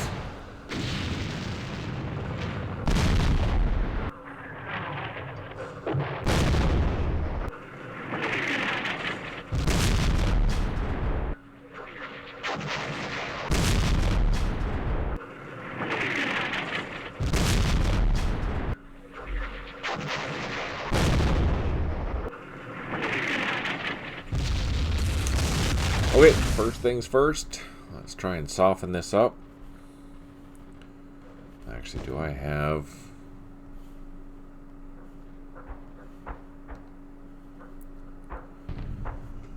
Alright, let's try.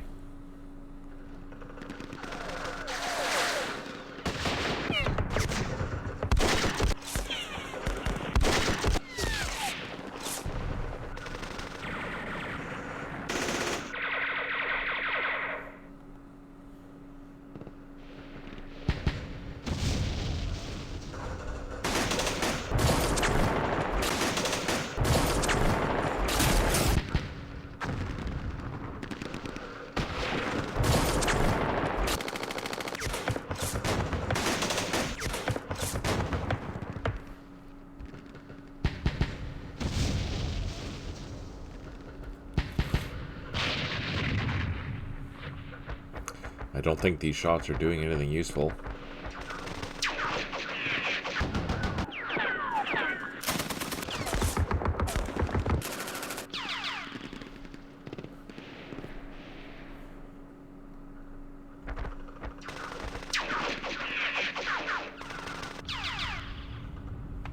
Okay, I think that's it. Just fire with all of our troops that are disrupted. None. Oh, they're disrupted.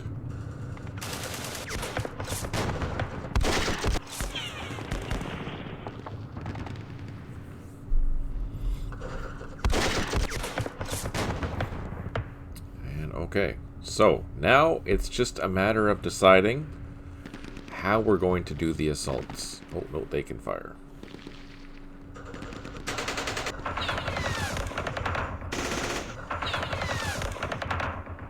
Maybe there should be a surrender option in the game. There is. It's this button up here. You just click this, and you surrendered. Ah, okay.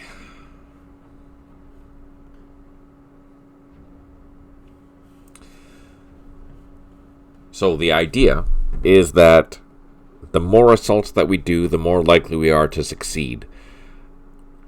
Also, if we don't move and fire, we're going to get assault bonuses for that. Now, we do have a good situation here where we have a whole bunch of units that are in position for a surround assault. So I'm going to save those surround assaults for last. But before we do that, we need to do some preliminary assaulting to hopefully start that process. But the whole scenario, not a singular... Oh, yeah, no. You can't do a singular unit, unfortunately.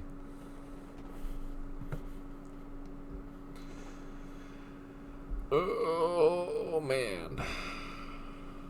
And that's pretty much all I can throw into here, so let's assault. I'm going to lose this by 1. Actually, you know, that the results of that weren't bad. I'm kind of surprised. So that was our first assault. Now we're going to try a second assault. We're going to throw that into it. And these are surround assaults. So they should be better.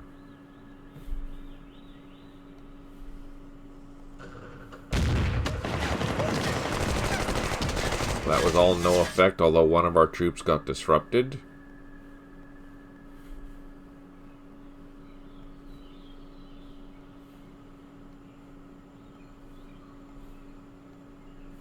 Let's try this. No. No. Okay. Now our surround assault is out.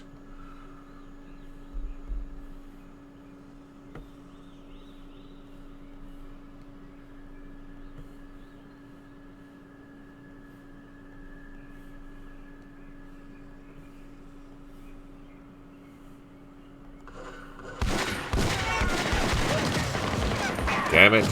We did cause casualties, but we took casualties. And now I don't have enough strength to do any more assaulting, so we're not going to get that point this turn. That part sucks.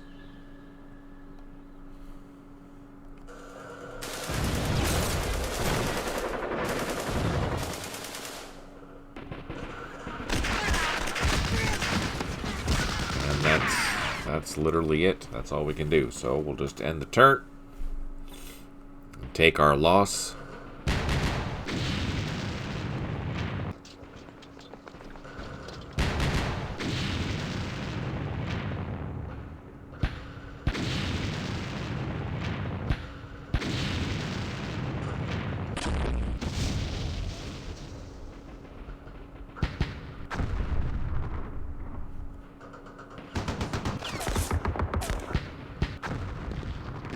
Man, this is hard.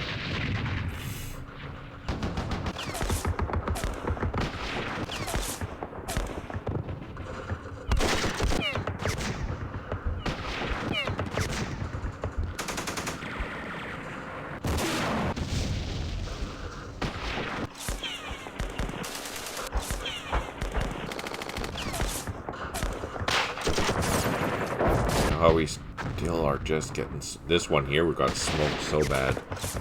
With artillery, we suffered like 6 SP casualties that time. Oh, I don't even want to look. Yeah, we got totally... Oh, only a minor defeat. That's not bad. We were pretty close to a draw. But look at the casualties. We suffered double the casualties.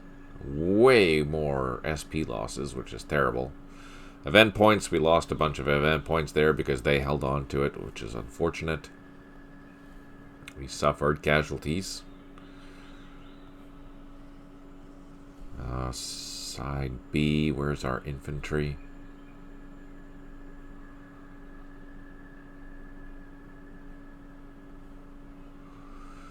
%50 casualties for our poor infantry. That was brutal. Didn't lose any guns, though. That's good. How about you guys? They suffered pretty much. A lot of... What about the big guys? Foreign Legion. Oh, they didn't suffer that badly. Engineers. Press OK. Yes. Man, that sucked. That sucked. How about number 3? We'll get that loaded up and see what's going on. The Gabriel Strongpoint was the second Viet Minh objective after the capture of Beatrice in the Dien Bien Phu campaign on March 14th, 1954. The Algerian defenders nervously went about their routines, knowing an attack was coming. They had high esprit de corps. However, the 57th RTA Battalion was awarded the best strongpoint for their construction of Gabriel, with 2 defensive lines, mortars well dug in, and registering in unlikely targets. The major set aside a special bottle of champagne to drink after the Viets were clobbered, but Viet Minh were busy moving artillery from previous positions around Beatrice to focus direct fire on the northernmost strongpoint that they had called Doc Lap. Heavy rain caused delays, however. The bombardment did not start before dark. The 88th and 102nd Infantry Regiments of the Quan Tien Phong Division had moved into position. At 6 p.m., just after dark on March 14th, Viet Minh artillery opened fire as 75mm and 105mm howitzers and 120mm mortars got into position. The bombardment gradually increased. By 8 o'clock, the 4th Company Heavy Weapons Bunker had collapsed, and by 8 o'clock, 10 o'clock, the company command post was destroyed. Gabriel's bunkers were stoutly built, but few fortifications could withstand the amount of fire deployed against them. Slowly, the Viet Minh infiltrated into the 4th Algerian Company positions on Gabriel's northeast corner. At midnight, the Major and his successor, Major K, decided to counterattack and recover 4th Company Redoubt. Thai Mountain Platoon of the 416th CSM fought its way forward and closed the breach. Meanwhile, the French 105 and 155 artillery fire devastated the Viet Minh attackers all around the strongpoint. At 2:30 March 15th, the Viet Minh shelling paused. The infantry attack stopped as well. Gabriel had already lasted longer than Beatrice. It seemed to the French that they might prevail. But at 3:30, a large barrage resumed, with additional batteries firing from the northeast. An all-out Viet Minh assault restarted as well. At 4:30, the 57th RTA Battalion command post was hit. Both Major RDM and Major K were wounded, leaving Gabriel leaderless. Heavy mortars of the 2nd Foreign Legion mixed companies were now disabled.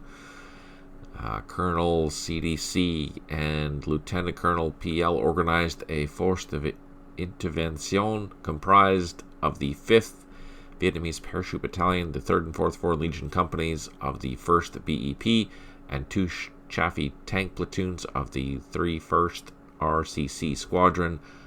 These would finally depart the airstrip and head north at 6 a.m. They encountered a block on the Pavi track at Ban Khe Pa. When daylight broke, they faced intense artillery fire and a Viet Minh battalion. At 7:30, the French situation was hopeless. Remnants of the 2nd and 3rd companies were able to escape and join the relief forces as they retreated south. Alright, so what are we doing here? Side B or head-to-head, so we'll be playing as Side B. Let's give it a run. We'll take a look, we'll get it saved up, and we'll start playing this next weekend. Man, that second scenario was super hard. Side B, Enhanced Fog of War, we're going to play with everything except for variable visibility. It'll be curious to see what the situation is. Let's do a quick overview since we read that. Blah, blah, blah. I just want to see what the situation, don't care. Mission. The Dock Lap is defended by the Algerians. Their morale is high, but we must overcome them for the People's Revolution. Okay. Execution. Move the batteries within 1.5 kilometers of Dock Lap for direct firing where possible. These must be moved from the previous positions around Him Lam. Use flares for more accurate and powerful fire. Disrupt enemy with mortars and artillery first. Assemble engineer sappers in strategic masses and assault the defenders when the defenders are weak. Ammo levels are okay. Blah, blah, blah.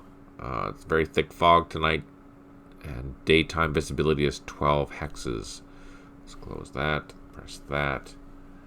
Put the intel feed off to the side. Let's take a look at the scenario information. So it's night for it's night for most of this, basically.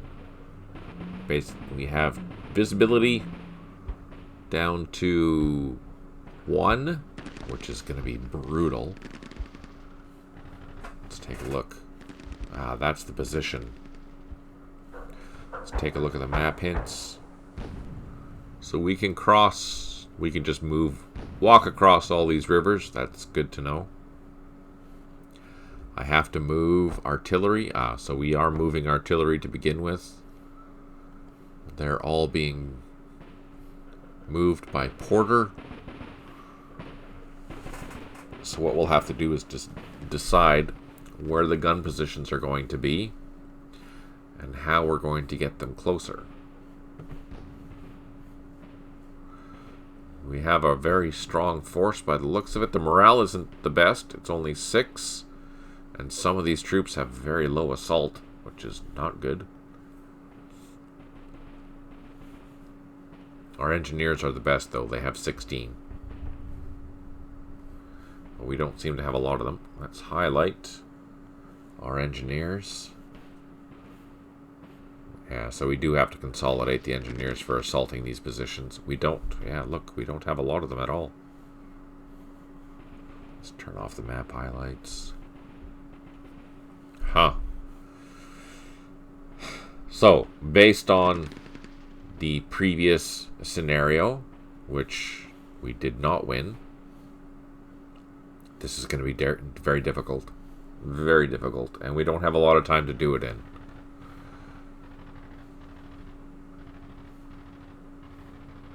I might move these mortars close. So it did ask that all of our guns move within 1.5 kilometers, which is 6 hexes.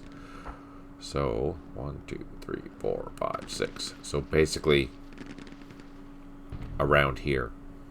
So we need to move these things closer. I probably want to move these guns into these positions here because at night fighting we should be able to fire directly across this valley, I think. So we'll do that. Here's a good position for some guns as well. We should be able to see right across this valley to here during the middle of the night. They're all being moved by Porter. All these guns are moved by Porter. No trucks needed.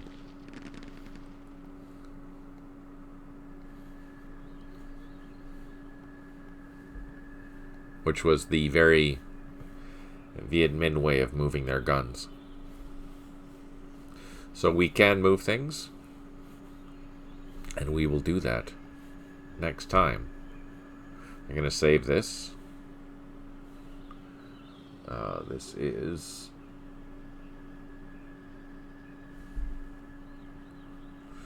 Dien Bien 3, or Dien Bien Phu 3.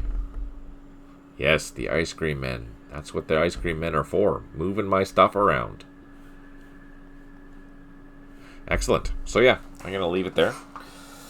Thanks so much for tuning in. I really appreciate it. Huge thank you to our donators. Huge thank you to our patrons. Thank you to those that make it this far. And please consider giving it a like and subscribe if you're watching this on YouTube. I really do appreciate it. It really does help. If you have questions, please ask them down below in the comments. Also give some feedback on what we talked about in the beginning about the potential Cold War scenario list. I'd like some feedback from you, if at all possible. That would be truly appreciated. I'll be back on Wednesday. We will return to our Operation Sea Lion campaign and see how that goes. Stay tuned again for update on the JTCS update for September 18th. Again, I'm going to be working on the finalizing of that update for the 9th, because that is my drop dead deadline for sure. 100%. Can't do anything else after that. And then next week we will continue with this particular scenario. I'm excited and terrified at the same time. It's fun playing from the other side. Normally I'm playing from the free world side, so it's interesting to see how this works. Alright, on that note, take care, smile always, and talk to you soon.